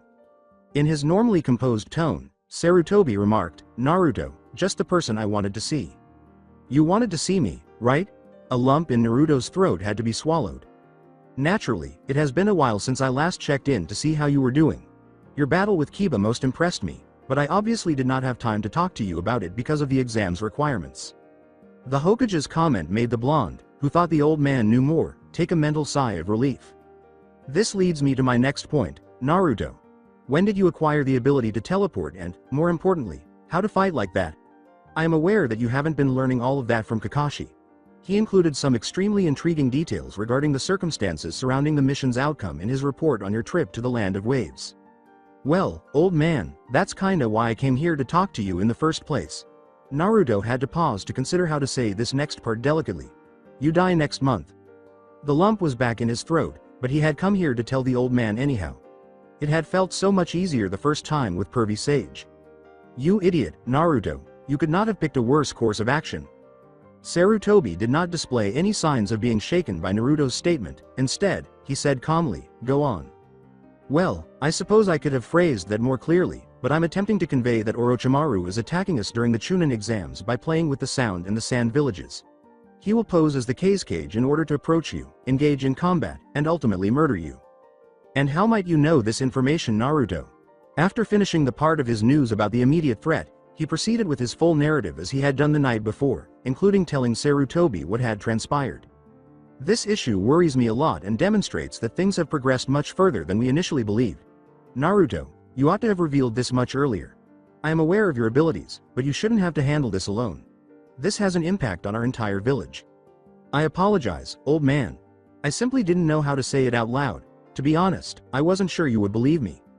Then, as he looked into the Hokage's eyes, Naruto heard some words that made him happy. You ought to have known that I would have faith in you, Naruto. He then became even more solemn, saying, you may take your leave, Naruto. I have much to think about in preparation for what is coming. I have complete faith in you. Since chakra control had always been his weak point, Naruto could think of nothing better to work on than to train it under Jiraiya for the entire month leading up to the finals. What transpired during that time proved to be extremely beneficial to him. It's good to have an ace in the hole now because of you, Pervy Sage. Thank you for all of your assistance with training over the past month. Like Naruto. There are numerous aces in the hole for you. You have them all over your hand. I still appreciate your assistance. I enjoy picking up amazing new skills. I'm going, Sensei. Before tomorrow's big day, I need to go get some sleep. Greater than the majority of the village could have ever imagined. Naruto, are you certain you can handle this? Yes, I do have it. In addition, the majority of our ninja are prepared, and the Hokage is now aware. You proceed and take the necessary action. Jiraiya turned and left the village without saying another word. His old master Sarutobi was not the only person who had total faith in Naruto. The ninja in the orange jumpsuit returned home for what would be a sleepless night. Tomorrow is it. As Naruto lay in bed and gazed at his apartment's wall, his thoughts would only focus on that.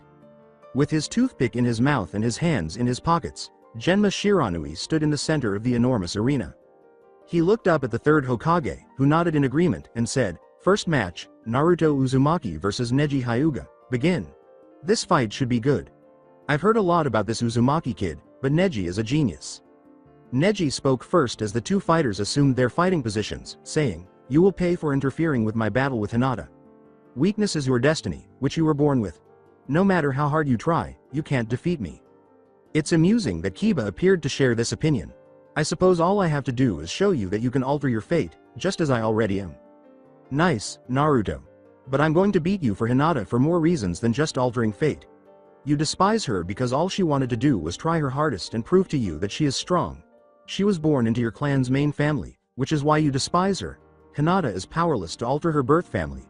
You despise her for something that is beyond her control, even though she is a good and compassionate person who has no malice toward anyone. I will not tolerate that. Naruto, stop talking. You don't care about this."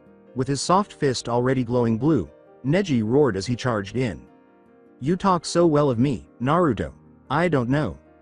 The voice of a certain pink-haired Kunoichi interrupted Hinata's thoughts, saying in a playful taunting tone, "You should have seen the way he looked at you when you were unconscious in his arms." The Hyuga began to stammer, already flushed. What do you mean, Sakura? Please, Hinata, don't tell me you're the same way now that he reciprocates your feelings for him, even though Naruto may have been oblivious to them for the majority of his life." He does? Is Naruto attracted to me?" With a tomato-red face, Hinata asked. "He has a lot more than just feelings for you, girl, if I didn't know any different." It was all Hinata could do not to pass out at that moment. Sakura could only laugh at the poor girl and put a comforting hand on her shoulder. "Sakura, do you think Naruto will be okay?" As Neji launched his first attack, Sakura turned back to face the arena and said, "He's going to do great, Hinata." Naruto chose to engage Neji in hand combat instead of avoiding his attack. "You'll pay for that error, Naruto. Kiba's blows are nothing compared to my soft fist. You won't have as much luck against me." This type of encounter did not last long as Naruto began to counter more and more until he was on full attack. Naruto began to strike so fast and hard that Neji could only block and dodge, mostly because of the power behind the strikes. Eventually, Naruto's onslaught broke through, but a swirl of chakra emitted from Neji sent him flying before he could hit. Neji was soon eating his own words as Naruto countered every strike he sent at the blonde. I started to question when he would put that to use. Hiyashi was not even supposed to be aware of that move, so he wasn't speculating about when Neji would use it. How does this branch member know? That is a technique that is passed down from the head of the family to a single child. I'll admit that you hit harder and faster than I had initially thought, but you can't defeat my Byakugan and my 8 trigrams. You can't beat me, to put it simply for your weaker brain. As it happens, you are not a genius, and I am. This match will determine your fate. I'll prove to you that you have the power to alter your fate, that even a lower ninja like me can overcome you with perseverance, and I'll beat you up for Hinata. Neji sank into his stance and waited for Naruto to approach, but the blonde rushed in again, ready for what he assumed would happen next. 4 palms for 8 trigrams. All of Naruto's chakra points were struck repeatedly until the force of the barrage sent him reeling back. It's over. The real Naruto charged in again as he formed a seal, but before Neji could leave, his opponent exploded into a cloud of dust, revealing him to be a log substitution. The clones on the outermost edges broke off, while the clone right next to him went straight in on Neji again. The Hyuga got ready for another 8 trigrams. The swirl started, but the Naruto pulled back at the last second. As Neji stopped his defense, the 2 clones that broke off returned to his side, and the one that pulled back entered again. With a poof, the clones vanished as the sphere of chakra engulfed him once more. Not fast enough, Naruto. Similar to how Naruto had resisted Pain's final push attack, Naruto's clones prevented him from being sent flying by Neji's swirl of protective chakra, and once his fist broke through, Neji was forced to block with both arms. As his last clone remained behind and formed the seal again, dozens of additional clones appeared, all of whom braced the original Naruto as Neji's 8 trigrams began to push him away. I wouldn't want to ruin Shikamaru's chance of making Chunin, so this should set him up for his fight. A Naruto clone exploded from the earth, and since Neji's arms were occupied, he was unable to defend himself. The clone struck the Hyuga in the jaw with a single, powerful blow, ending the battle. Neji was lying on the ground, immobile, when Genma examined him. Naruto Uzumaki won the first fight. The crowd, which had up until now been silent as they watched in wonder at the spectacle playing out in front of them, burst into a raucous cheer. "I have misjudged you, Neji," Hiyashi said, glancing down at the branch member. Naruto held out his hand to the Hyuga genius, and after a moment of hesitation, Neji accepted it. He then looked to see where Naruto had emerged from the ground and struck him. When he looked back at the entrance hole where Naruto's last clone had called forth dozens more, he answered his own question: where did that last clone come? That's right, the clone that summoned the others never charged in with them. He must have dug down beneath me when I was distracted with the horde in front of me. With a resolute expression in his eyes, Naruto stated, "You can change your destiny, Neji." He then added in a lighthearted manner, "But before you go do that, you might want to see a doctor about that glass jaw of yours." Neji instantly released Naruto's hold and was about to strike him, but instead his body fell back to the ground on top of him. "Calm down, Neji. I was teasing you." To watch the rest of the test, Naruto took his place in the stands between Hinata and Sakura. Hinata said softly, "Naruto, thank you for what you said about me in your fight with my cousin. She is already becoming more confident, so there's no need to worry about it. You know, I have something important to say about people who are important to me." "You think I'm important?" After what I just said, I don't blame her. Of course you were Hinata. Even more so than you know. On the stutter is back, oh well. With the girl Naruto, don't you think you're being a bit too forward? I believe she deserves me to be forward because she has endured my ignorance throughout our time at the academy. Did he just say he'll like me in a round about way? Hinata asked, hardly believing what she had just heard. Then, to her own surprise, she scooted closer to Naruto until their shoulders touched, and when he did not back away, she leaned against him. She was blushing wildly, but she did not stop, not after coming this far in a single moment. The girl then placed her head on his shoulder.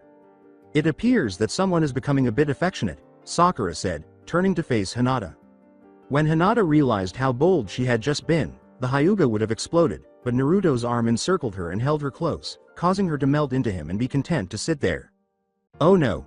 You two are so cute," Naruto interrupted Sakura as she was about to call Ino to come over and watch the two.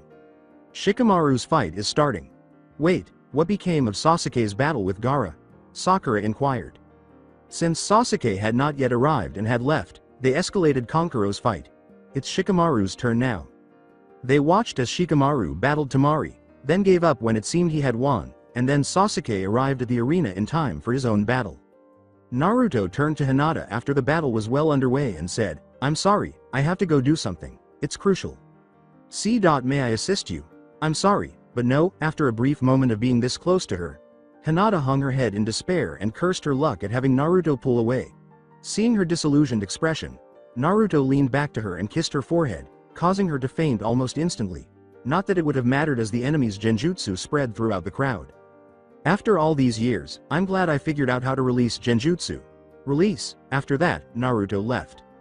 Sarutobi couldn't help but stare at the Case-Cage, or rather, Case-Cage imposter, sitting next to him. Based on what Naruto stated, he will strike at any moment. As if on cue, the Case-Cage grabbed the Hokage and leapt to a nearby roof with him after receiving the signal to attack the leaf. "You can stop acting like this. I understand exactly what's happening here, Orochimaru," he said, removing his mask. "Was I really that obvious? You were aware of my intentions here already?" "My misguided student, I am fully aware of everything. This is where your game ends." "Oh, how unfortunate, Sarutobi-sensei. I was hoping to play a bit longer. In any case, I suppose I can now simply murder you." Their conversation was interrupted by Naruto's voice. "Orochimaru, you won't be murdering anyone today. Now, create the barrier." His 4 bodyguards obeyed orders and set up a field that killed anything that touched it in addition to stopping it. "You believe I'll be stopped by this? Well, this wall would kill you if why?" After teleporting to the opposite side of the barrier, Naruto kicked Orochimaru in the head, nearly launching the snake Sannin into the nearby field, but he was able to stop it in time by digging it into the ground with his sword tongue. "I won't allow you to hurt our Hokage." Orochimaru put his hand on the ground and 2 coffins emerged and opened as he said, If I'm going to have to fight the both of you, I may enlist some help. Lord first, Lord second. Even though I was warned he would use you too, your faces still astound me." "Oh, do you recognize them? Then you are aware that this is where death awaits you? Your beloved demon boy will accompany you? There's a name for that demon boy you mention. He will defeat you because he is Naruto Uzumaki." "How do you calculate that?" Will he be unable to control that enormous fox? I would still crush him regardless of the situation. The markings on Naruto's body appeared as his body abruptly exploded into his cloak of flames. No, I won't lose control, he said. I will accept it. They were now deep in the forest around Konoha when Sasuke finally caught up to an injured Gaara. We end our fight here, Gaara. When Temari noticed the change in her younger brother's right eye and the sand beginning to cover his body, she abruptly jumped away from him and exclaimed, I have to get out of here. All right, I'm fine. Uchiha Sasuke. When the monster in front of him lunged forward with an arm of sand ready to crush him, Sasuke regained his composure and leapt out of the way, then sprang back forward and unleashed a flurry of strikes on the sand shinobi, but his attacks had no effect at all, and Gaara's tail swept out and dealt him a powerful blow. Sasuke was shocked by the transformation that had occurred in front of him, and he even felt fear when he saw the bloodlust in Gaara's eyes. Taijutsu appears to be out. I'm going to murder you. Sasuke had to jump from tree to tree to keep from becoming a bloody mess as Gaara charged once more, crashing through the trees like twigs. The Uchiha's eyes hardened at what he discovered to be the only option. Think Sasuke, think. Chidori. This is going to take a lot more chakra than I would wish. You're not going to come near enough to strike me with that. I don't plan on getting close. The sand ninja realized too late that Sasuke had charged the knives with his Chidori, and they easily cut right through the sand and buried themselves in Gaara's body after he threw a volley of kunai at him, causing him to raise his sand arm in defense. This Sasuke will be paid for by you. After the kunai split it, Gaara quickly reformed, smashed Sasuke against a tree with his outstretched arm, and then the tail came by to remove his head. Sasuke used his Sharingan to smash the tree he was pinned to with one of his free legs, and since the tree was holding him in place, he jumped back at Gaara. I warned you not to approach me closely enough to strike me. With his arm and tail, Gaara struck out, but the Uchiha used his Sharingan to anticipate and avoid the sand limbs as he got closer to his target, and before he could reach him, another arm of sand appeared and rushed in to crush him. As the arm got closer to Sasuke, Gaara's bloodlust seemed to be stronger than ever. Chidori. As it sliced through the second arm on its way to its target, Sasuke's hand chirped with the electricity within. I've got my prey. Sasuke grinned slightly, but just before the arm reached him, his other hand erupted in a second Chidori and sliced it off, while the first Chidori plunged into Gaara's side.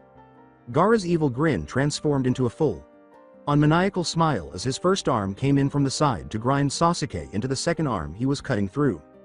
As Gaara's body fell to the forest floor, he let out a scream of rage. Ah! This will cost you. I'll be finished. Gaara's body never made it to the ground because of the excessive amount of sand that encircled it, and a monster quickly grew out of it. I will kill you, Sasu.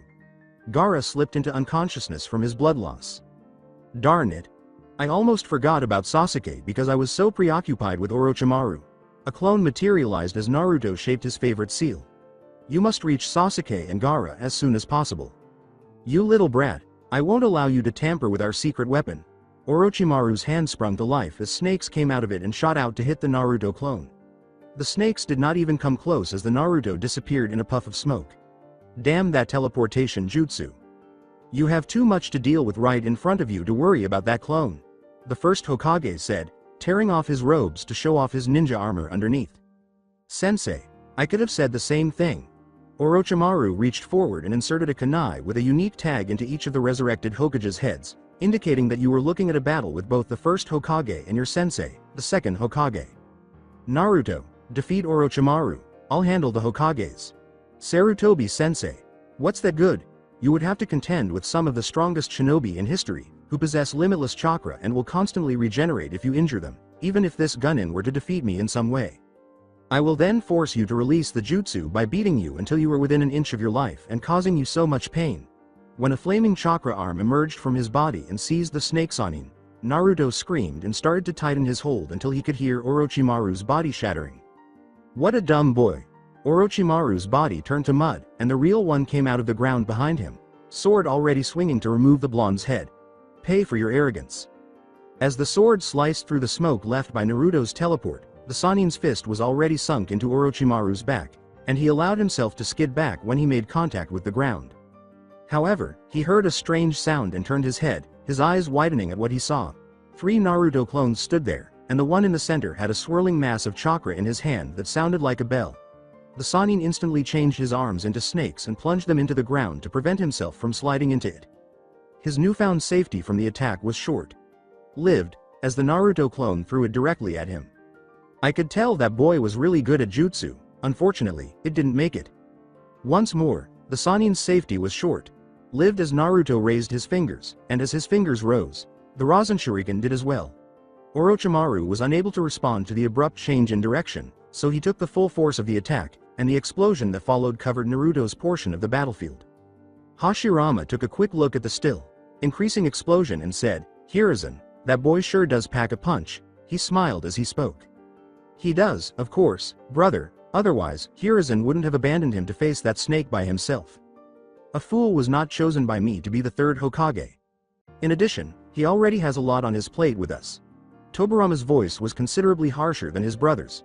"This is not a matter to smile over when we are being forced to fight against our own village. Yes, I am aware. The fact that our village has produced such powerful shinobi who shine brightly with the will of fire is just pleasing to see. In the case of that one, literally." Hashirama pointed his thumb back to Naruto before laughing at his own joke. Suddenly his hands started forming seals. "Hiruzen, now that my body is moving on its own, I'm going to launch an assault." A wall of mud emerged from the earth to block the wood that had just emerged from the first Hokage's hand to strike at him, and Hiruzen formed his own seals, saying, "I am sorry we have to fight like this, Lord First and Second." "Duck!" Tobarama shouted as we used a water blade to cut the mud wall in half. Hashirama and Tobarama were suddenly sinking into a pool of mud at their feet, and Hiruzen, with the warning's help, dropped down just as the blade passed over him, forming more seals in a flash before vanishing into mud. Fireball Jutsu. Fire style. A path to the reanimations was burned by a ball of fire that could only be described as a Hokage-level blast. "Hiruzen, you'll need to perform better than that." With a shout, Tobarama conjured up a huge wave of water that completely engulfed the fire. "I know." With no time to spare, the third Hokage hurled a pair of kunai with exploding tags at the second Hokage after a huge mud dragon exploded through the water wave and crashed into Tobarama. Hashirama's wood arm reached out and stopped the kunai short of their target, saying, "I'm sorry, Hiruzen." Then, using his other arm, he sprouted a huge amount of wood and crushed the center of the mud dragon, cutting it off from its source. Hiruzen put his hand on the ground and bit his thumb, saying, "I am going to need some help for this." Summoning Jutsu. Enma, the king of the monkeys, was now by his side. "It's been a while, Hiruzen. I see you have a bit of trouble here. Please change. I need your assistance in defeating the former Hokage." "Very well." Hiruzen sang around the Monkey King, who changed into a huge pole that he clung to. "What is this?" As a huge foot of sand fell upon him, Sasuke uttered, "I can't get out of the way. I will be crushed by it." The foot smashed into a wall of flaming chakra that was emanating from Naruto's body, creating a barrier of protection over them. "It appears that I arrived just in time." As the teleportation smoke cleared, Naruto remarked, "You must have done a great job against him to get him this far." Naruto. What's that ring of flame around your body? Why are there so many markings?" "Okay. Sasuke, another time?" The Shukaku stumbled back off balance as Naruto pushed back, saying, "We kind of have bigger things to deal with right now." "Hey, exactly what is this? That little punk was going to get crushed." "I apologize, Shukaku, but I will send you back into Gaara instead of allowing that to occur. I hope you give it a shot. I just got here, and I'm not going anywhere." The one tail destroyed every tree in its path as it swung its lone club. Like tail through the forest, smashing into the spot where Naruto and Sasuke had been moments earlier. "Remain here, Sasuke." Naruto put him down about a mile away and said, "You did great, but I can take it from here." He then smiled and added, "Besides, you don't need to bother yourself taking on a small fry like that, right?"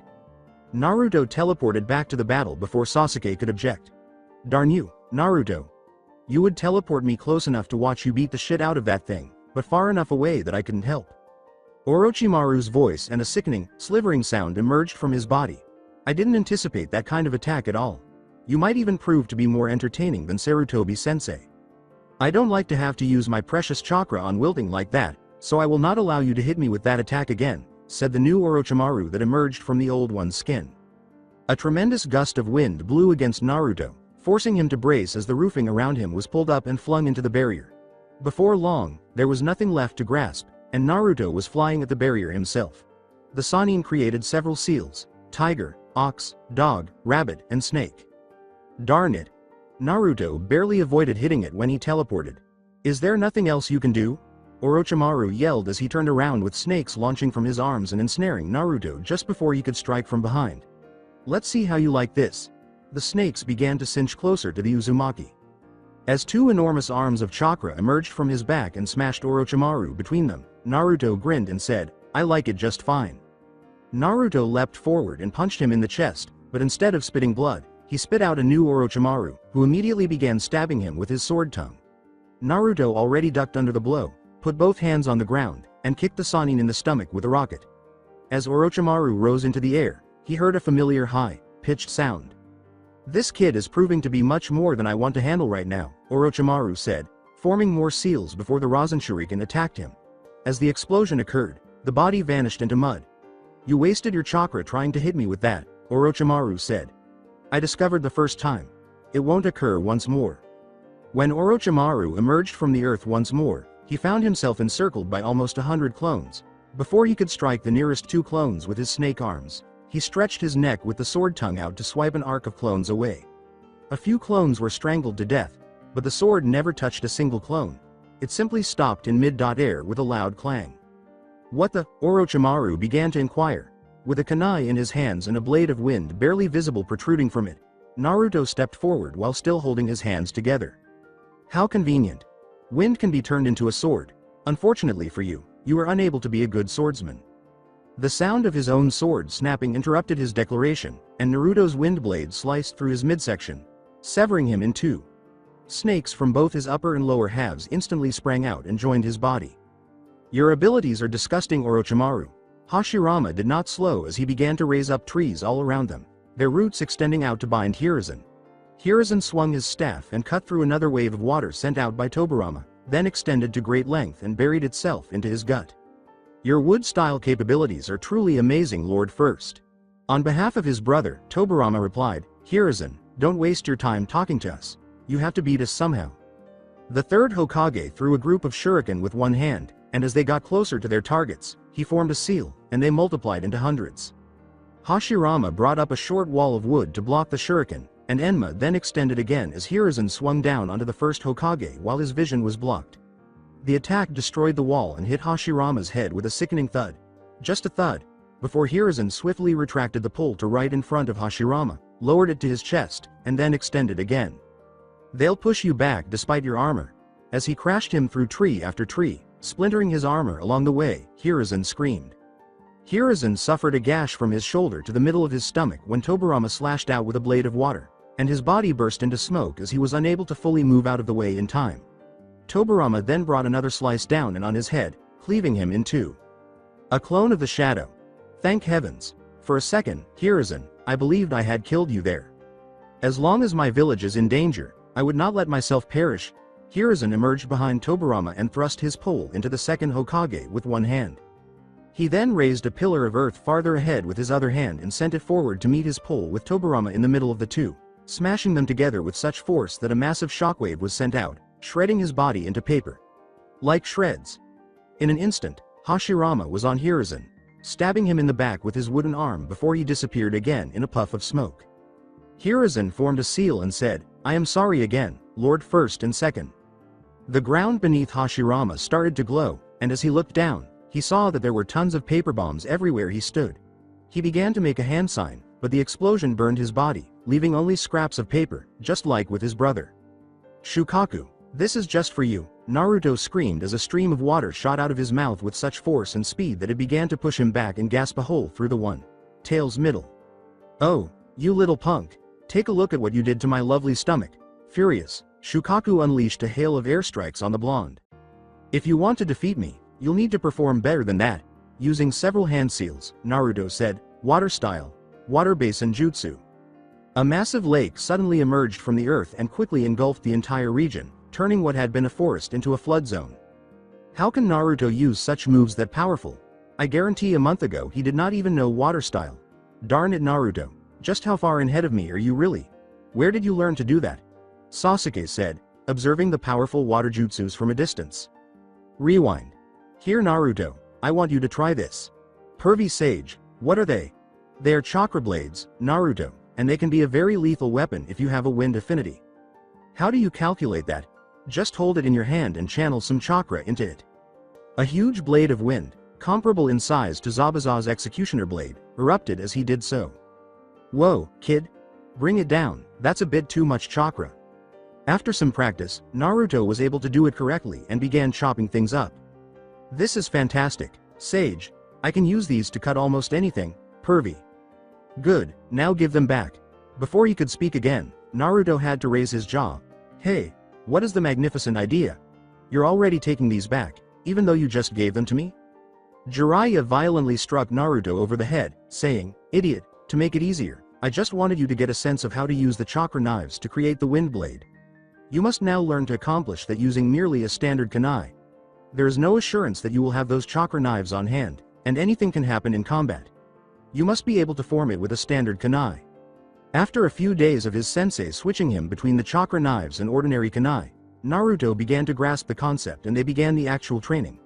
Naruto held his kunai in his hand while channeling chakra into it, but nothing happened. With a kunai in each hand and wind blades jutting out from them, Naruto dashed across the water's surface they were standing on, sprinting straight at Jiraiya. He sliced wildly as he attempted to strike him, but the pervy sage always seemed to move out of his way with ease. Naruto, you're still giving them too much chakra. They are currently too long to be useful, and because of their size, I can see them more easily and avoid them. After stepping back a bit, Naruto charged in once more and began frantically striking out, attempting to make contact, until Jiraiya abruptly raised his hand to signal him to stop. Hey, what makes sensei? Naruto, slowly move your blade around, just above the water. Why? Just do it, moron. Jeesh, fine, instructed Naruto. The water appeared to leap up at it and encircle the blade as he moved it over the water. The water returned to the river as Naruto withdrew. Then he did this a number of times. Sensei. What's going on here? Well, Naruto, it looks like wind is not your only natural affinity. We have a lot of training to do now. Final flashback: Naruto was hit by more air bullets, which caused massive water waves to rise as they struck the nearby newly created lake. You don't stand a chance in here, Shukaku. Your movements are already slow and labored due to all the water in your sand. Darn you, boy. I won't stand for this. After drawing a kunai and infusing it with his wind chakra, Naruto hurried at Shukaku's legs and exclaimed, Stand? That's a good idea. You don't need to stand. You can't actually plan on cutting through my legs with that, do you, boy? He dipped his blade in the water and took it out again, but Naruto was not paying attention. The blade now resembled a water tornado, with wind and water swirling around it. Because of the wind, the water moved so quickly that it could cut through anything sharper than a sword. Naruto extended the blade long enough to sever the Shukaku's legs entirely by pumping enough chakra into it. Shukaku leapt into the air and screamed, Yikes, not letting that thing near me. Too bad. Before Shukaku could react, Naruto sliced out with the blade, leaping off the lake even faster than he had. As Naruto teleported above Shukaku and slammed a flaming chakra hand down on the monster's head, sending him crashing into the water, Booth's legs of sand fell back to the lake. Because he had lost his legs, he had nothing to cushion his impact, so he struck the water with unbelievable force. The shockwave from the impact was so great that it dispersed the surrounding water by forcing tidal waves in all directions. As Naruto hit the now muddy ground, Shukaku's tail whipped out in an attempt to crush him. I'm going to kill you for that, punk, I exclaimed. This is it for you, Shukaku. A chakra arm formed a familiar shuriken-shaped ball with a high-pitched ring, reaching out over Naruto's. But Naruto poured more chakra into it, and soon water started swirling around it like a vortex, so it didn't stay that way. Rasen Hurricane. With the now nearly drill-like Rasengan in his hand, Naruto leapt forward. He struck the tail and sliced straight through it. He whipped the sand easily and completely away as he went. When he got to the front of the tail, Naruto leapt, slammed his weapon into its chest, and then leapt away. Only Gaara's falling body remained after the Shukaku was totally destroyed by a tremendous outburst of wind and water. Just before he hit the ground, Naruto dashed back in to grab him. Gaara landed in Naruto's arms and opened his eyes. Why didn't my sand stop you from touching me back then? You mean when we first meet? That's an easy one, I'm your friend, Naruto stated, grinning, while pointing a thumb at himself with one hand. Friend? I have no friends. You saw the monster I am? You're wrong, Gaara, that was not you, that was the Shukaku. I know you are a good person. How would you know? Do you know how many people I have killed? Do you know how much my village hates me? The way they look at me and wish I was dead? Yes. Gaara's shocked gaze was now fixed on Naruto's. I'm just like you, I have a tailed beast inside me. But I never gave up just because of how my village treated me. I never stopped training. I managed to gain some friends after a lot of hard work, and then with the power of their love behind me, I beat the hate from my tailed beast. Why don't you beat its hate? How? Naruto now grinned down at him and said, I told you, Gaara. With the help of my friends.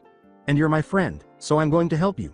Now let's get you to a hospital, those wounds are pretty bad. Gaara forced a feeble smile. He said, you're my friend, before fainting. Yes, Gaara, I am. Naruto then teleported off. To which the medical ninja replied, yes Naruto, I will deal with his injuries and make sure he is okay. Thank you. I know it's really hectic right now with all the injured shinobi from the battle going on, it really means a lot to me. As the Naruto clone abruptly vanished, the medical ninja ceased speaking. You are most well. Oh. Do you think my moves are disgusting? Orochimaru abruptly sank into the earth and then resurfaced directly in front of Naruto. As Orochimaru was emerging from the ground, Naruto kicked him forward and struck him in the jaw. He then made a Rasengan in his hand and attempted to stab him in the chest. Rassing. Naruto stumbled and all the clones around him disintegrated. After his battle had brought him closer to Naruto's, Hiruzen turned to watch in horror as Orochimaru got ready to stab the unconscious Naruto with his broken sword. So I'm here again. I'm not getting it, why am I here? Time is not something to be used so lightly, it responded to Naruto this time. You might have to pay more than you can afford. How much? How much does it cost? I uttered, what cost? I will see you again Naruto. With the aura of the nine tails gone, Naruto opened his eyes. Oh my god. Orochimaru. Naruto looked up and his face turned to stone. He now spoke in barely a whisper. Old man, no. Now his voice became a begging scream. No, please. The third Hokage was hunched over Naruto, the broken sword protruding from his stomach and through his back. I apologize, Naruto. I always thought of you as my grandson. I loved you, even though I know I didn't always show it. I'm just happy I was able to save you at this time. It gives an elderly man's life purpose. Please, old man. Avoid death. The third Hokage turned to face Orochimaru, who was grinning evilly, after turning to face the other two Hokage who were now reforming. I'm sorry, Naruto, but I will die, but not without taking Orochimaru with me. The Shinigami appeared behind him as he formed multiple seals. Pardon me, Lord First and Second, but I have to put an end to Orochimaru here. Together, the still reforming Hokages replied, do it. Orochimaru was now terrified as he watched his own soul being torn from his body, and then it was over. Orochimaru and the Hokages were taken together and sealed in the Shinigami, and Hiruzen collapsed to the ground, dead. The cost of the sealing was death. The entire village was dressed in black. This also applied to Naruto, who chose not to wear his typical orange jumpsuit.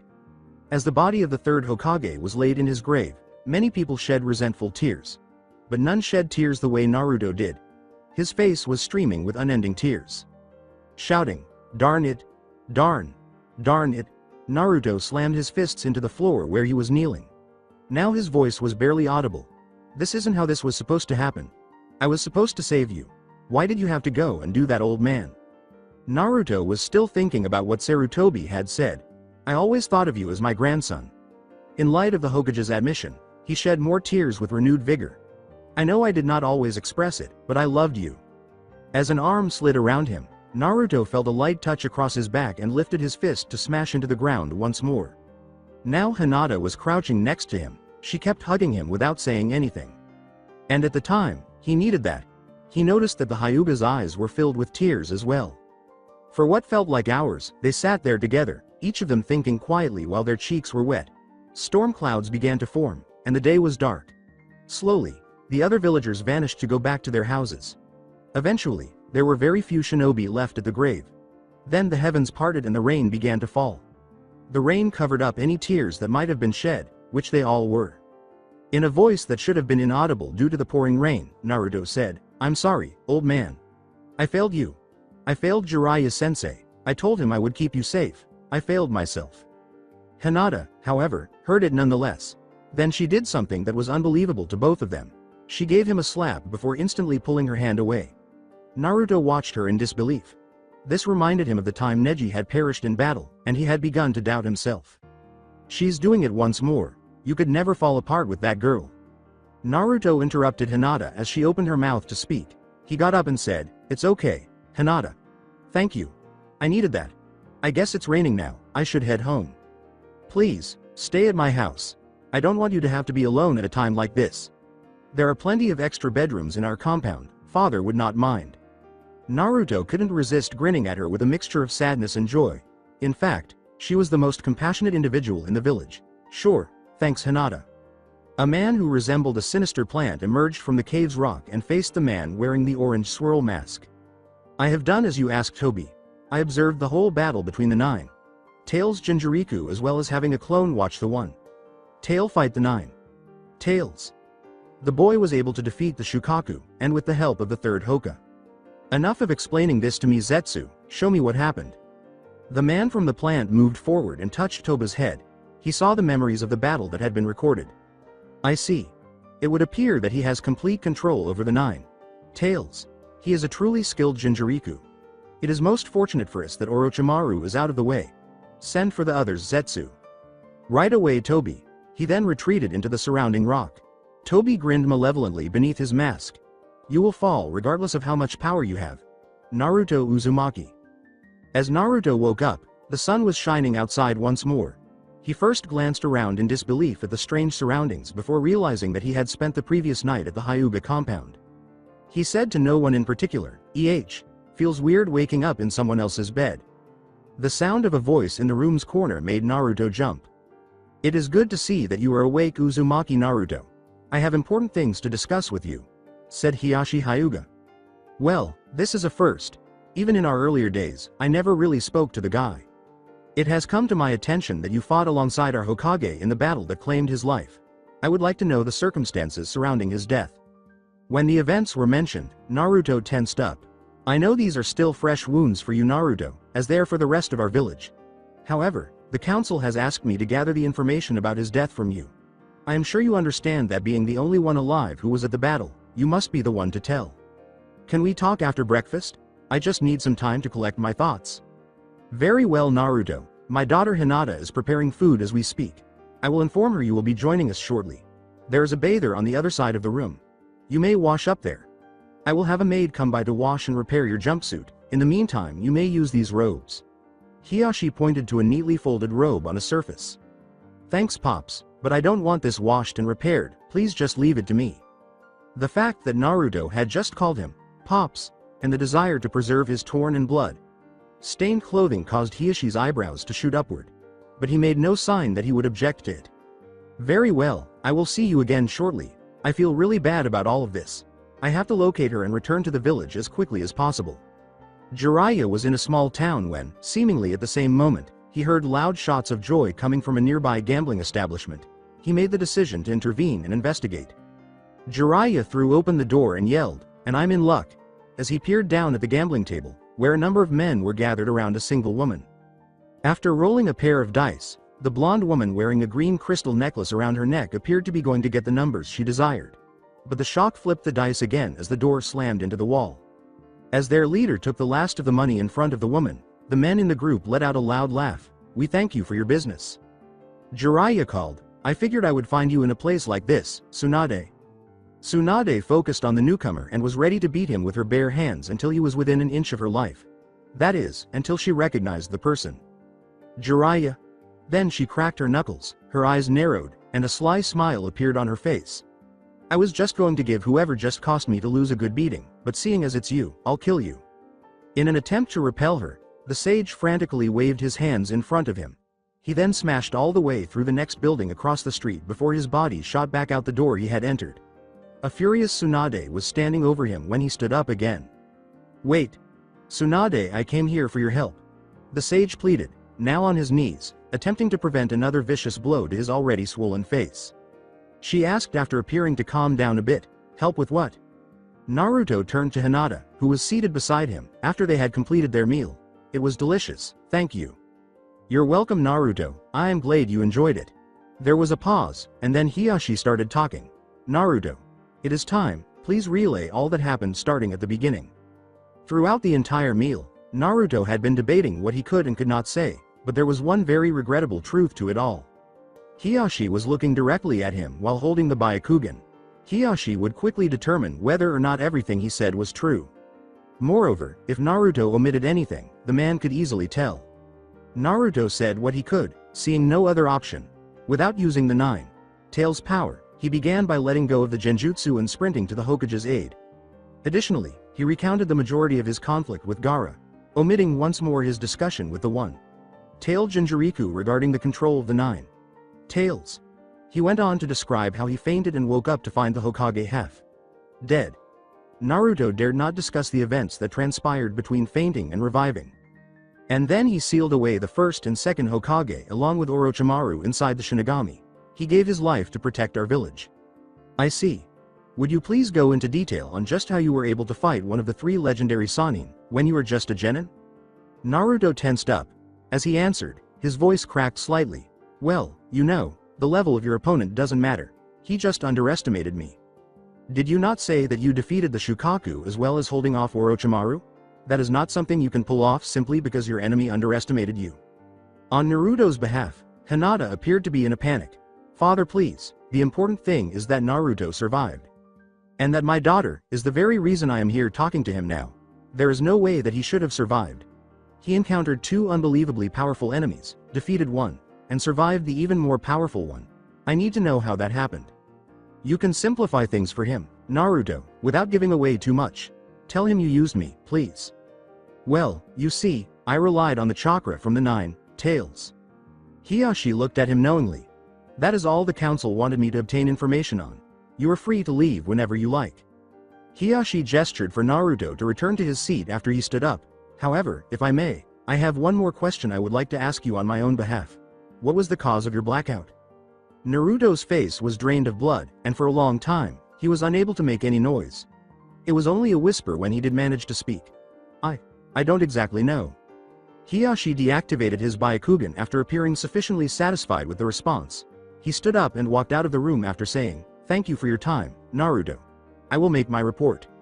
After he left, Hinata positioned herself beside Naruto. I'm sorry that my father questioned you as if you did something wrong. Naruto continued to speak softly to her even though his voice had recovered. It's okay, the village has the right to know what happened.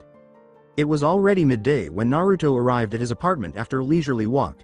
He went to his bedroom after opening his door, but something caught his attention from the corner of his eye. Sasuke was perched on Naruto's porch railing. He approached and let the Uchiha in by opening his sliding glass door. Naruto's tone was as depressing as they come. What do you want, Sasuke? Answers. He snapped back.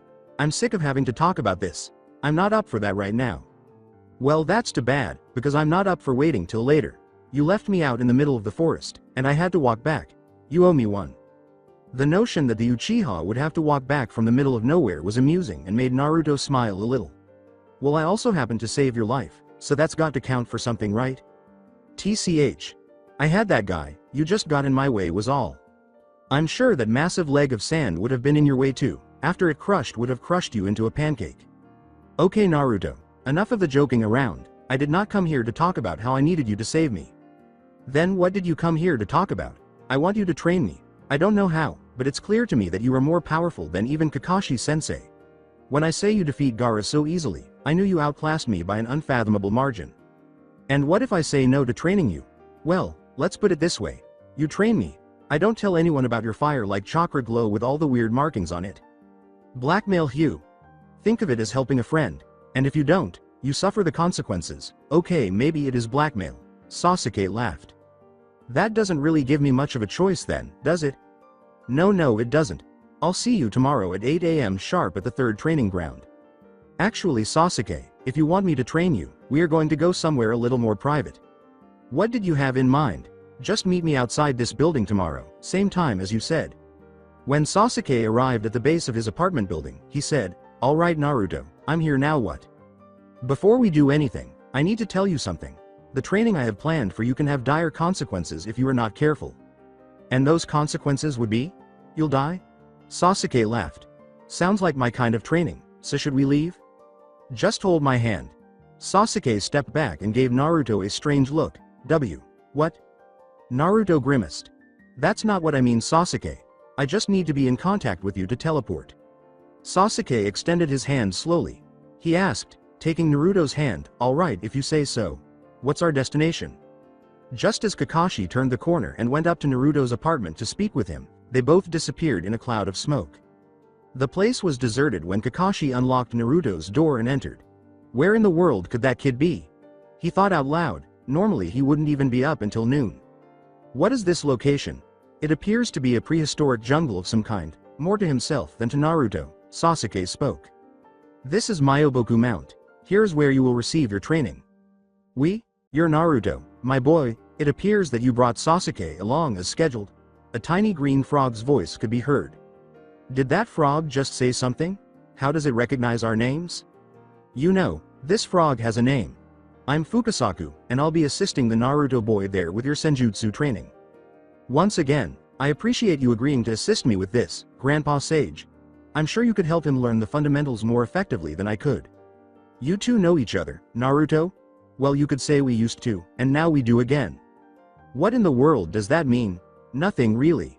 We did not exactly come here to talk, boys. Let's get down to the training, Fukasaku said, cutting off their conversation. An old man and woman were standing in front of Hiyashi in the Hokage office. Thanks for the report, Hiyashi. Feel free to leave. I have a lot to talk about with Koharu, Homura said. Very well, council members, I will take my leave then. The boy may not have lost control, but the fact that he used the 9 tails chakra so lightly could cause serious problems, said Homura, the older man, turning to his fellow council member after Hiyashi had left. I'm really concerned about the chance that he might have let it loose. The older woman retorted, we have to make sure he is restrained because it affects me too. I already have Kakashi looking for the boy, he should be back soon with him. That leads us to the following point, Homura. We need to choose a new Hokage for our community. Our options are limited because Jiraiya and Tsunade have left and are not indicating any intention of coming back to our village. They are, in fact. In addition to having a group of genin working for him, Kakashi is still too young to assume the role. He remains our best option in spite of this. It is disturbing that it comes to that, but regrettably, I feel the same way. But he is capable of handling the situation with our help. 2 very irate Sannin entered the office as the door was kicked in. Tsunade started talking right away, saying, what happened here? Alright, thanks for your help Tucci, thank you Ayame. As the silver-haired Jonin went off to find the blonde, Tucci, the owner of the ramen stand, said, I hope you found our favorite customer soon Kakashi. I am sorry we could not be of help to you in locating him. Since he's not at his house or his favorite ramen shop, Kakashi sighed, where in the world could my student be? I suppose I'll try on top of the Hokage monument. The fact that he had to search the entire village for Naruto annoyed him. Ouch! Would you quit hitting me with that rod already? Fukasaku found the Uchiha's attitude annoying. He pointed to Naruto, who was sitting motionless beside the pool of toad oil where they were. Look, do you see Naruto boy over there? He asked. You could see the shading around his eyes.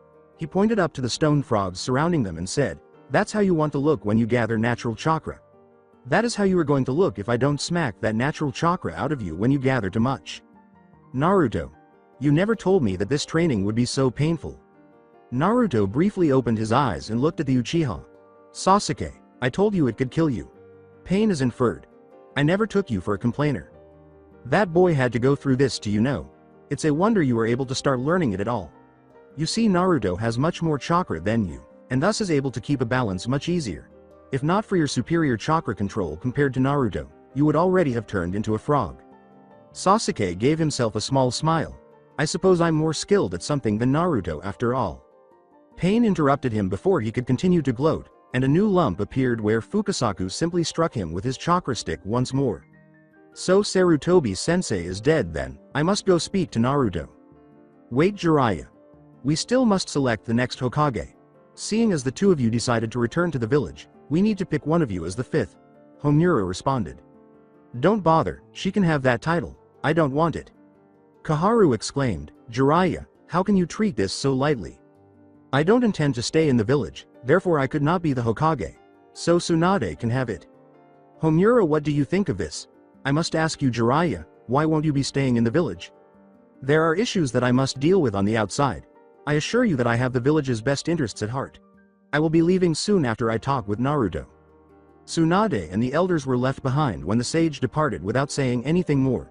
Before they could speak, the last Sannin raised her hand. Using the other hand, she massaged her temple. Fine. I'll do it. This is giving me a headache. I need to go get some sake.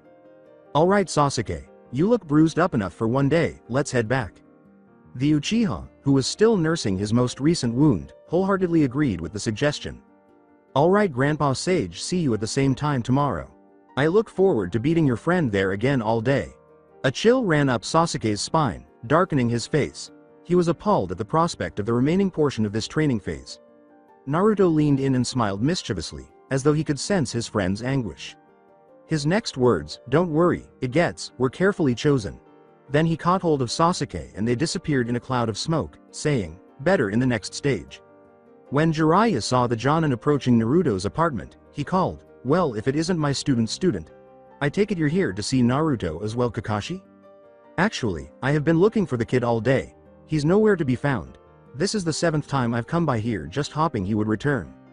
At that moment, Kakashi was blessed by fate, even though it had treated him cruelly for the majority of the day. Naruto and Sasuke both showed up directly in front of them. "Ah Naruto, just the person IW." Jiraiya spoke, but he stopped when he saw Sasuke present. "And where have you two been all day?" "I was about to ask the same thing. Sasuke, I know I gave you a list of training exercises to do while I was gone. But clearly you ignored them, and have been with Naruto.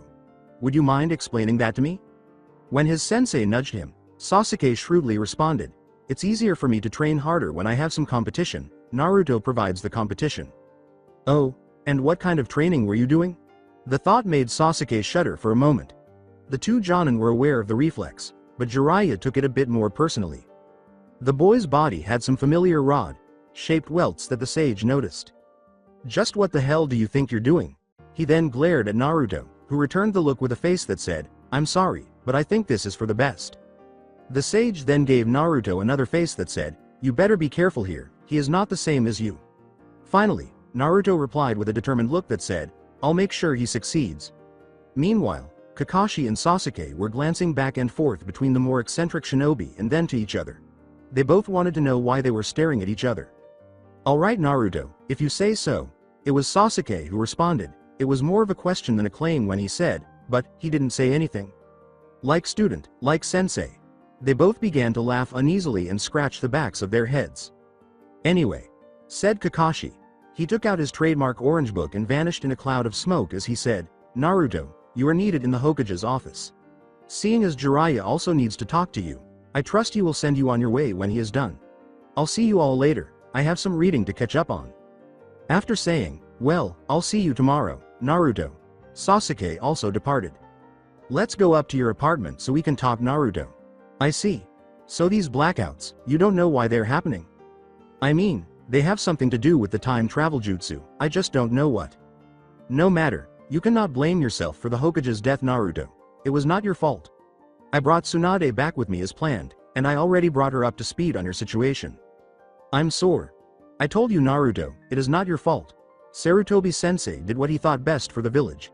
He died a hero's death, one worthy of a Hokage. Now you should be off to meet with the council, and I should head out too. We have no idea how soon the Akatsuki will make their move. I will make sure we know when they do though. Be careful, sensei. I hope to see you again soon, sensei.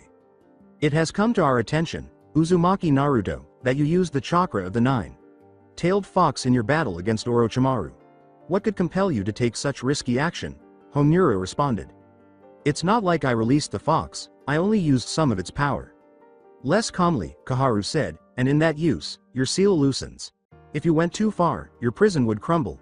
That is not a risk you can take." Tsunade, who was now furious, questioned, "Do we even need to consider what might have happened had Naruto not used the fox's chakra? Sarutobi already had his hands full battling two Hokages. Throw Orochimaru into the mix, and he may have been killed without taking that snake down. What Naruto did was necessary. You have only just become the 5th Hokage, and you already question our judgment? I question the reasoning behind your judgment. Were Naruto a person of weaker will, it would be well grounded. However, it should be obvious that the boy has the will of fire burning in him so strongly that he would never give in. You should place more faith in the boy." The new Hokage said something that made Homura a little uncomfortable. "You speak as if you have known the boy his whole life. How can you place such trust in someone who you meet only a few minutes ago?" Tsunade grinned. "It feels as if I have indeed known him his whole life. If I can see his strength so easily, you should be able to as well." "Very well, we will trust your judgment for now. Let us leave Kaharu. Naruto and the 5th Hokage remained in the office after the elders departed. Thanks for the help, Granny. In an instant, the Hokage's chair smashed over Naruto's head, transforming it into a heap of scarp wood. If you want to live, you will refrain from calling me that. Naruto mumbled an apology while clutching his aching head in both hands. I'm sorry, Gran. He saw a fist coming into view. Lady Hokage, I was saying Lady Hokage. Hey Sasuke, I'll take you to Fukasaku, but I can't stay today. Sasuke had a rather irritated expression. And why is that, Naruto? There are just some things that I have to take care of today. Grandpa Sage will be able to take care of your training just fine. Ga. Alright, let's just go. Naruto left the Uchiha to train after he had taken him to Mount Myoboku. He had to go see a patient at the hospital. Hey Gaara. Naruto. What are you doing here?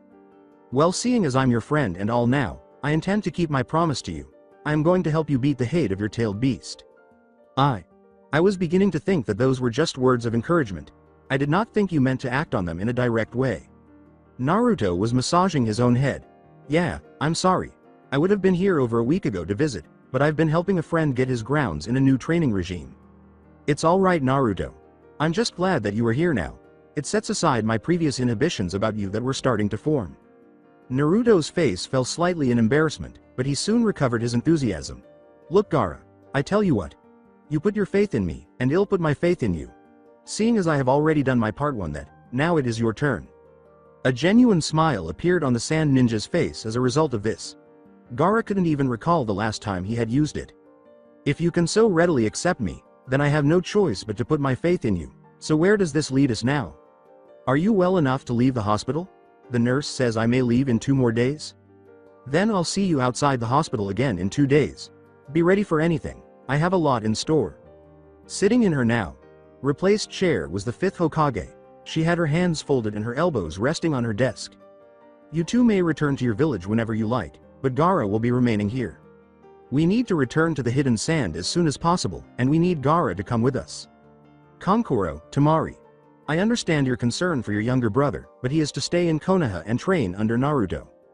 It will displease our elders to no end if we do not bring Gaara back with us. We have already lost our Kazekage, as well as a good portion of our shinobi due to Orochimaru's trickery. We cannot afford to part with him, Kankuro continued. I can assure you that once Naruto is done with him, he will be returned to your village. Temari spoke now. Well, that's all well and good, but no matter how you slice this, we still can't leave without him. Then remain here in the village. Kankuro and Temari exchanged disbelieving glances. But Shikamaru entered the office before they could interrupt. His expression said, how troublesome. He was wearing a brand new Chunin vest, but it wasn't the only expression on his face. How troublesome. What's Shika doing here? The Hokage grinned. I see you have already given him an affectionate nickname. Temari's cheeks flushed. However, it would be impossible to distinguish between embarrassment and anger. She opened her mouth to speak, but nothing came out. Tsunade waved her hand to calm down, as though she could feel the tension rising in the room. Shikamaru here will be showing you to your temporary quarters within the village. You already planned on us staying? Exclaimed Temari, whose speech had returned. I figured we would see eye to eye once you knew Gaara would be staying. Shika was just icing on top of the cake for you. Temari's face instantly turned red again. Shikamaru did not appear to react in any way to this. All right, Shikamaru, lead them away, Tsunade exclaimed, smiling too eagerly. He gestured with his hand for the others to follow him, saying, how troublesome, let's go. A very familiar Ninja Academy instructor was strolling down the street as Naruto was leaving the hospital. Hey Naruto. I haven't seen you in a while. Iruka-sensei. How are you doing? He swiftly went on after noticing the anxious expression on his former students' faces. Well, I have been better. I took a kunai to the arm during the attack. Don't worry, it already almost completely healed. What do you say we go get some ramen? On me. Yash. With Iruka following him, Naruto nearly ran to Ichiraku's after being reminded of his hunger and the reason for eating ramen.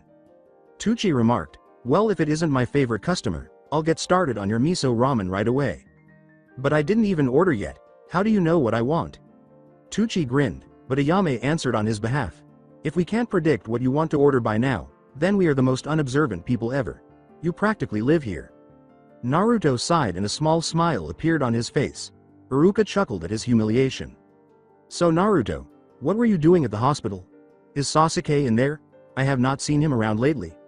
You see, Sensei, it's like this. Iruka-sensei is accomplishing two goals at once.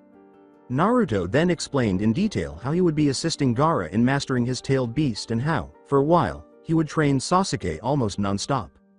Naruto vanished in a cloud of smoke after saying, "Oh crap. I forgot about Sasuke. I got to go, Iruka-sensei.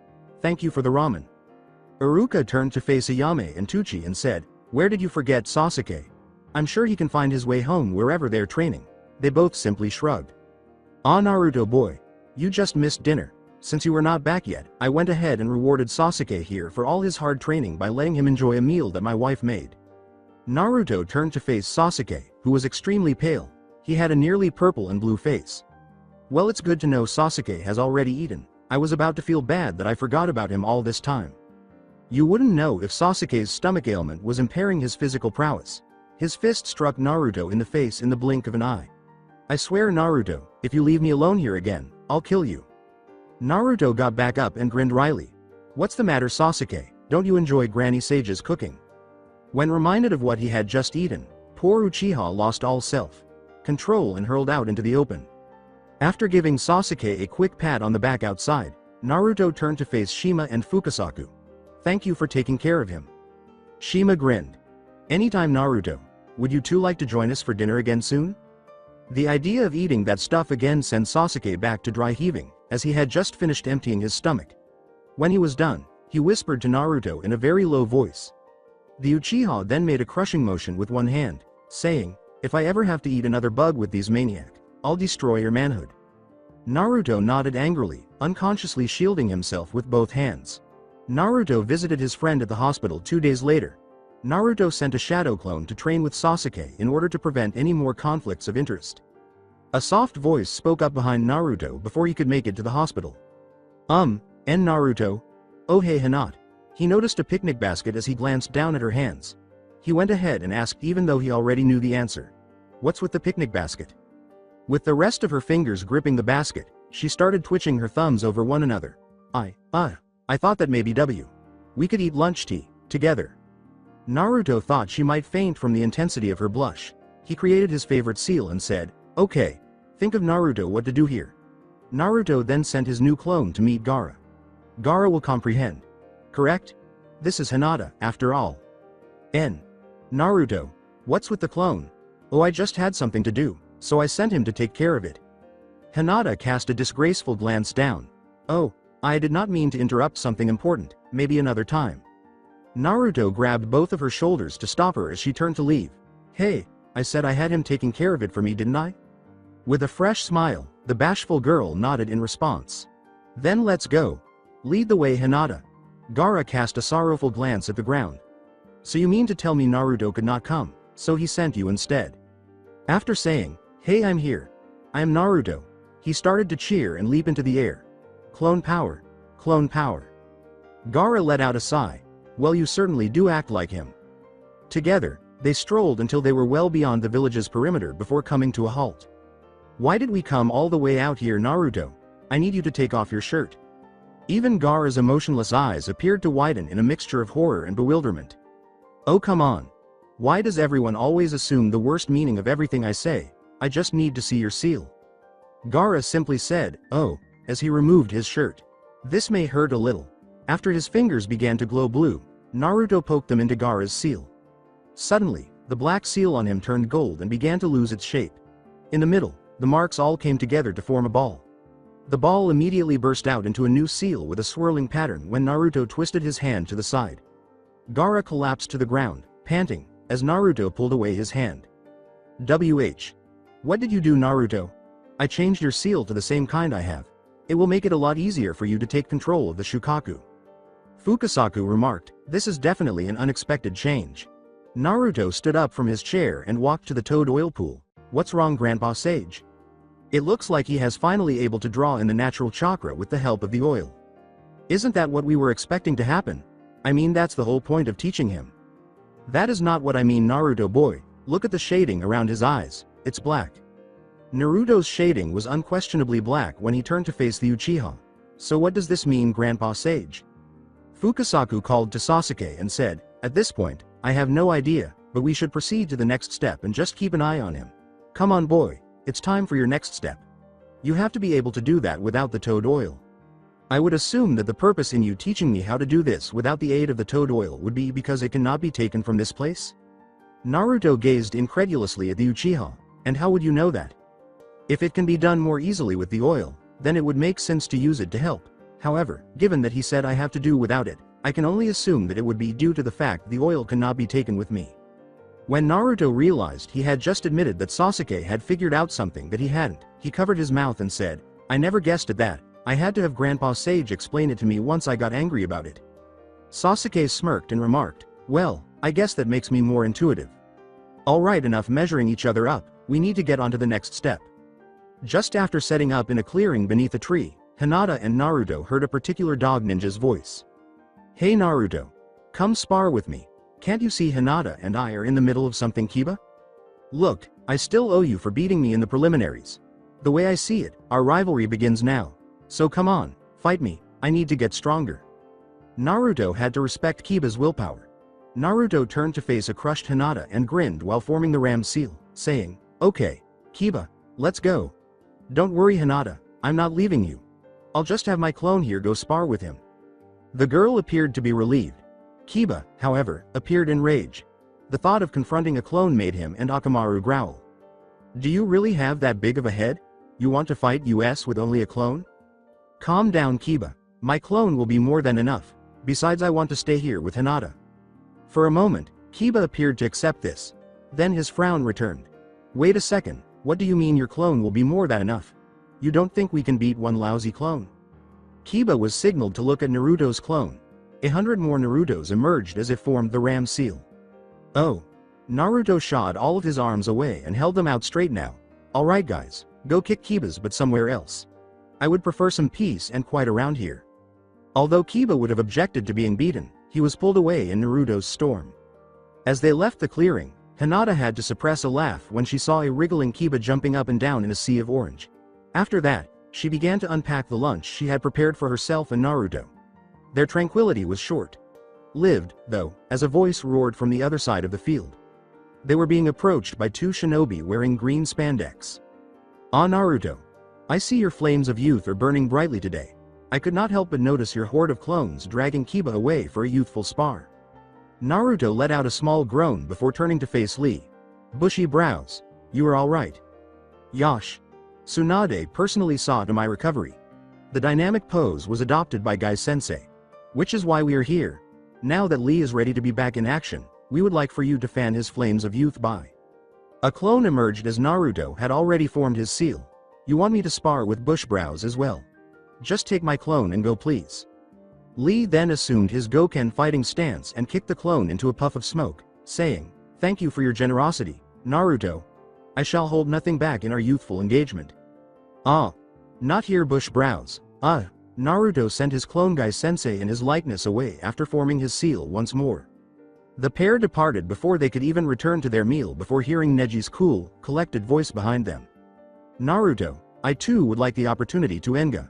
Without even paying attention, Naruto created the seal once more and had his clone almost drag a now stuttering Neji away.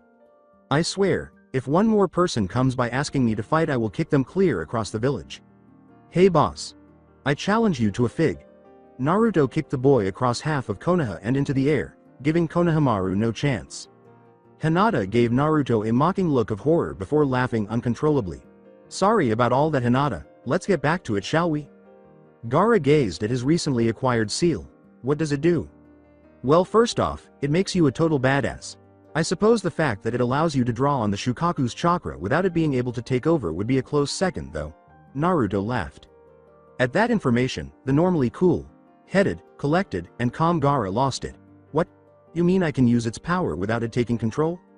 "Not exactly, you see, the more chakra you draw out from it, the more influence it has on you.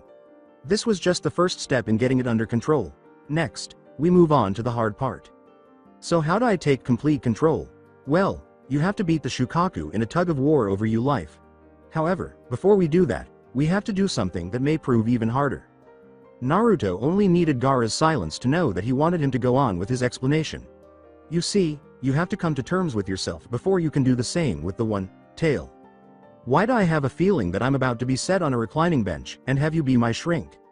You have got to be kidding me, all the way up there? Don't worry about it, Sasuke. When you fall, Fukasaku will catch you.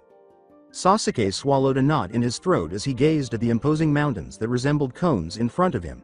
He picked up the stone slate beside him and started climbing to the summit. As he staggered around on his slate perched atop his mountain, Sasuke questioned, "So why do I have to be all the way up here for this?"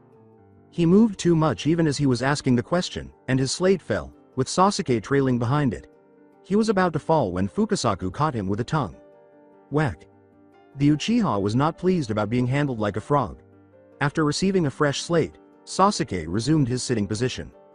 Fukasaku gave a serious response to his earlier query. You have to remain perfectly still to gather natural chakra. Without the aid of the toad oil, it will be much harder for you to do. By brining you up here, we add consequence of the fall, which will be motive to improve. Furthermore, it makes it obvious if you are still or not. The slightest movement will make your slate tremble and soon after fall. You must be one with nature. Do you mean to tell me that Naruto completed this portion of the training? Well, of course he did. Why is that surprising? Have you seen the kid? He is not exactly the most patient person. His energy is nearly limitless. For him to be able to sit so still seems like an impossible feat. Another fall met the end of Sasuke's statement. The toad sage caught him again. Yodu heija hoin eroi. He asked him to repeat what he had just said after Sasuke had repositioned himself. I said, you do have a point there, boy. Naruto certainly is an unusual sort of person to be able to compete this. Frog tongue, broken slates, and a falling Sasuke characterized the remainder of the day. Alright Naruto, no holding back. The sheer number of clones that filled the room caused the sound of all the Naruto's mumbling to become a roar. What? What are all of you talking about? As a spokesperson for the others, one clone took the stage. Well, you see, the thing is, Kiba, we think it would only be fair to hold back. The dog ninja's face briefly lost the color before turning a fiery red with rage. Are you calling me weak? After giving it some thought, the clone said, not exactly. We just mean that your abilities are placed differently than ours. It would be best for your improvement if we fought in a similar style. Kiba appeared to accept the response, not realizing what the clone had actually just hinted at. Because Naruto was so much better at fighting than he was, the clones are also much better. They intended to lower their level to match Kiba's by fighting similarly. Even though Kiba was unaware of it, he nevertheless launched himself into battle and used his all-force jutsu to pop the first clone. Oh. My clone was thinking what? There, he could have made Kiba very angry with me.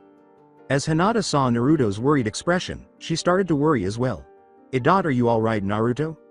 He waved her away after jolting back to attention. Oh, it's nothing to worry about, Hinata. Just had a little conflict of interests with my clones. I think there may be more going on here. She was about to press the matter further when she realized what had just crossed her mind. My Naruto. I don't want anything bothering my Naruto. The girl blushed so much that she gave up on asking him more questions. Naruto chose to play with the girl a little, as if he could sense her embarrassment. Hey Hinata, how about a game? What game do you want to play in, Naruto? As he explained his game, the blonde felt like laughing at his own immaturity. Truth or dare? At that moment, Hinata wanted to crawl into a hole. The purpose of the game was for her to divulge information that she believed could cause her death. She didn't want to waste her time with Naruto, though. She agreed even though she was having concerns. Alright, to be fair, you can ask me first, and I'll do dare. While thinking, Hinata began to press her fingers together. You see, can go yell in pages public. Naruto scowled. Hinata, I already do that every day. You can do better than that. Well, why? You could, you could call Choji fat. Naruto appeared astonished. Had he really just been challenged by this bashful girl to make fun of a friend on a delicate subject? He underestimated her bravery. I've got to hand it to you, Hinata. I'm actually nervous about this one. Oh, I'm sorry. You don't have to do it. No, it'll be fine. I'll use my shadow clone to be on the safe side. Hinata spoke in a moment that could only be characterized as evil genius. No clones. You have to do it yourself. The girl laughed when she saw Naruto's face turn pale, even though she could hardly believe what she had just said. With genuine surprise and mock horror, Naruto raised his hand. Then, in a lighthearted tone, he stammered. Why? You're horrible, Hinata. How could you wish for what will be my death? At Naruto's antics, Hinata almost burst out laughing. Then she halted. She had reconsidered. Her Naruto. Her face flushed once more, and Naruto used the opportunity to speak while she was suddenly silent. Alright, I'll do that later today so I can live to play the rest of this game. I want my turn after all. Sue, truth or dare Hinata? She found her voice and squeaked out, surely Naruto wouldn't ask me anything embarrassing right away. Truth. There would be no mercy for her. Who do you like? Naruto had the expression of a tormentor. Hinata had the expression of a young child who had just learned that their dog had been run over. As they stepped into a clearing, Lee exclaimed, Yosh! This will be the perfect place to test the power of our flames of youth. There will be no holding back to determine who is the most youthful. There was forest on all but one side of Training Ground 3's multi-terrain area. A river was that one. There was a void in the center. Kakashi-sensei had administered the bell test to Team 7 here. Naruto created another clone by forming his ram seal. You should go stand out of the way. If things get out of hand here, I could get popped. If that happens, just make a new one, and then step in. The second clone followed instructions, relieved that he would not have to battle the youth. Obsessed genin. Lee assumed his Goken stance, while Naruto assumed his fighting stance. Guy, who was on the sidelines, gave them the thumbs up and said something about letting their flames burn as brightly as possible while grinning so broadly that the sun reflected off his teeth. As soon as they started, Lee dropped his weights, taking his sensei's advice to heart. You defeated Neji. He was my eternal rival. Now you will have to take his place as my new eternal rival. Lee raised his voice. First gate. Gauge of opening. Open. Lee punched Naruto in the face, dispelling him before Naruto could react. The other clone of Naruto grunted at his imminent death. With slightly altered instructions, he formed the ram seal and told the new clone the same thing the first one had told him. A light bushy brows. That last clone was a pushover. You won't even hit me. If that is the case, then you leave me no choice. Second gate. Gate of rest. Open. This time, Naruto was prepared and started sparring with the ninja wearing spandex. Rushing in behind the clone, Lee fell to the ground and then kicked up at Naruto, sending him flying into the air after burying his foot in his stomach. Lee showed up behind Naruto to kick him back to the ground in his usual fashion. Before being thrown back to the ground by the force of Lee's kick with his guard, Naruto spun around and blocked the kick, launching his own counterattack in the shape of a left hook into Lee's face. Sorry bushy brows, but if you want to hit me, you have to be faster or more original. Then I will be both. Third gate. Gate of life. Open. With amazing speed, Lee leapt forward and then lowered himself to kick Naruto in the air. Naruto sidestepped the kick and stomped down with his own foot, only to have it pass straight through Lee. I told you that you would have to be more original, he said. An after image. Reverse Lotus. Lee simultaneously punched and kicked the clone in the back, but it was too late. The following Naruto left without bothering to call forth a new one. He believed he should be sufficient. The orange lining of his eyes signaled that he had entered Sage mode. I see that you did not make a replacement for yourself. That must mean your flames of youth burn strongly enough to make you think you can win. Then I must make my fire burn that much more. Fourth gate. Gate of pain. Open. When Neji took him to the Hyuga compound for their sparring session, Naruto was extremely anxious. From just outside the dojo, Hiyashi and Hanabi, Hinata's younger sister, were observing. Naruto wished to keep things from getting out of control. This place would be severely damaged if the fight turned out to be anything like what he had anticipated. Neji grinned at the blonde's unease. If you do not think you can win this match, you are free to surrender. As much as you would like that, my nindo is to never run away. That's my ninja way. Not to mention the chance to kick your butt in your own house was too much to pass up. Behind his expressionless mask, Naruto thought Neji was laughing.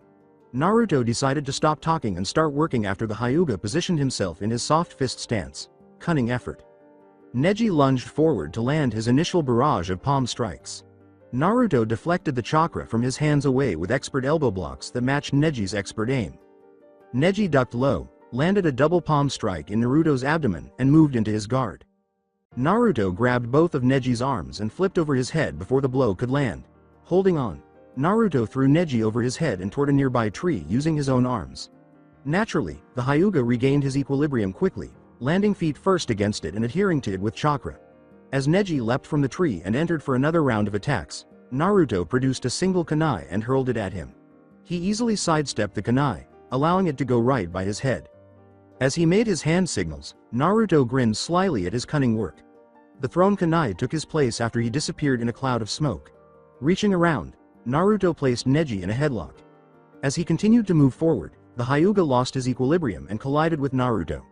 His head was struck by the blonde's fist, which landed on it. Noogie. All of the Hyuga in attendance, including Hiyashi, lost their cool and grimaced.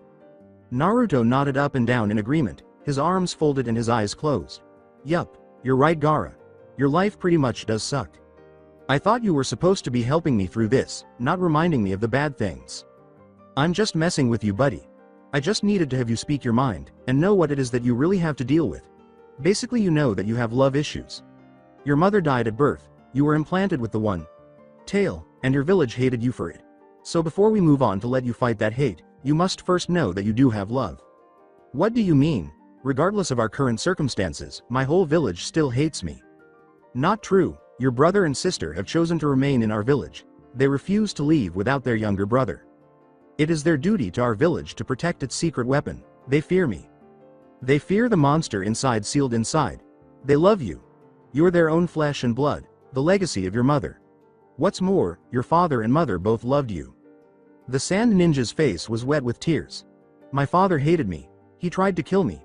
My mother cursed me at my birth, it said. Reaching out, Naruto touched his friend's shoulder. Gaara. I have something to tell you. Something that you told me a long time ago, yet still far in the future. Gaara dabbed at his eyes with his sleeve.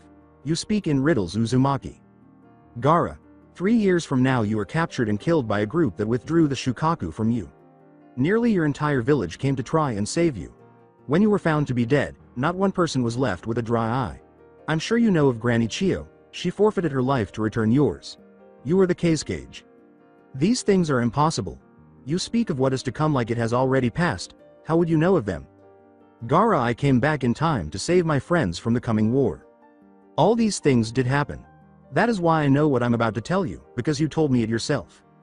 In the war to control all the tailed beasts, the enemy revived your father and you had to fight him. In that battle he confessed that your mother loved you. He had Yashimaru, your uncle, lie that she did not. Your sand that defends you is not from the Shukaku. It's your mother. She vowed to always protect you. Your uncle might have hated your father, but he never hated you. He followed orders to attack you that night. Your own father told you all of this during your battle with him. He did the one thing he failed to do all his life in that moment. He mended your broken heart, he gave back your family, and he decided to believe in you. Naruto had tears running down his own face as he embraced a nearly broken Gaara. Gaara's tears made it difficult for him to speak. He believed in me? My mother L. loved me? Even my village accepted me? Pushing his friend to arm's length, Naruto met his eyes directly. They all loved you, Gaara. Show the village who you really are, and because the Kazekage again. A fierce, determined expression took the place of the tears in Gaara's eyes. I will be the greatest Kazekage my village has ever known. I will beat the Shukaku's hate. I will do it for my loved ones. Then you're ready. That's it for today. I hope you guys enjoyed this great story. See you in the next one.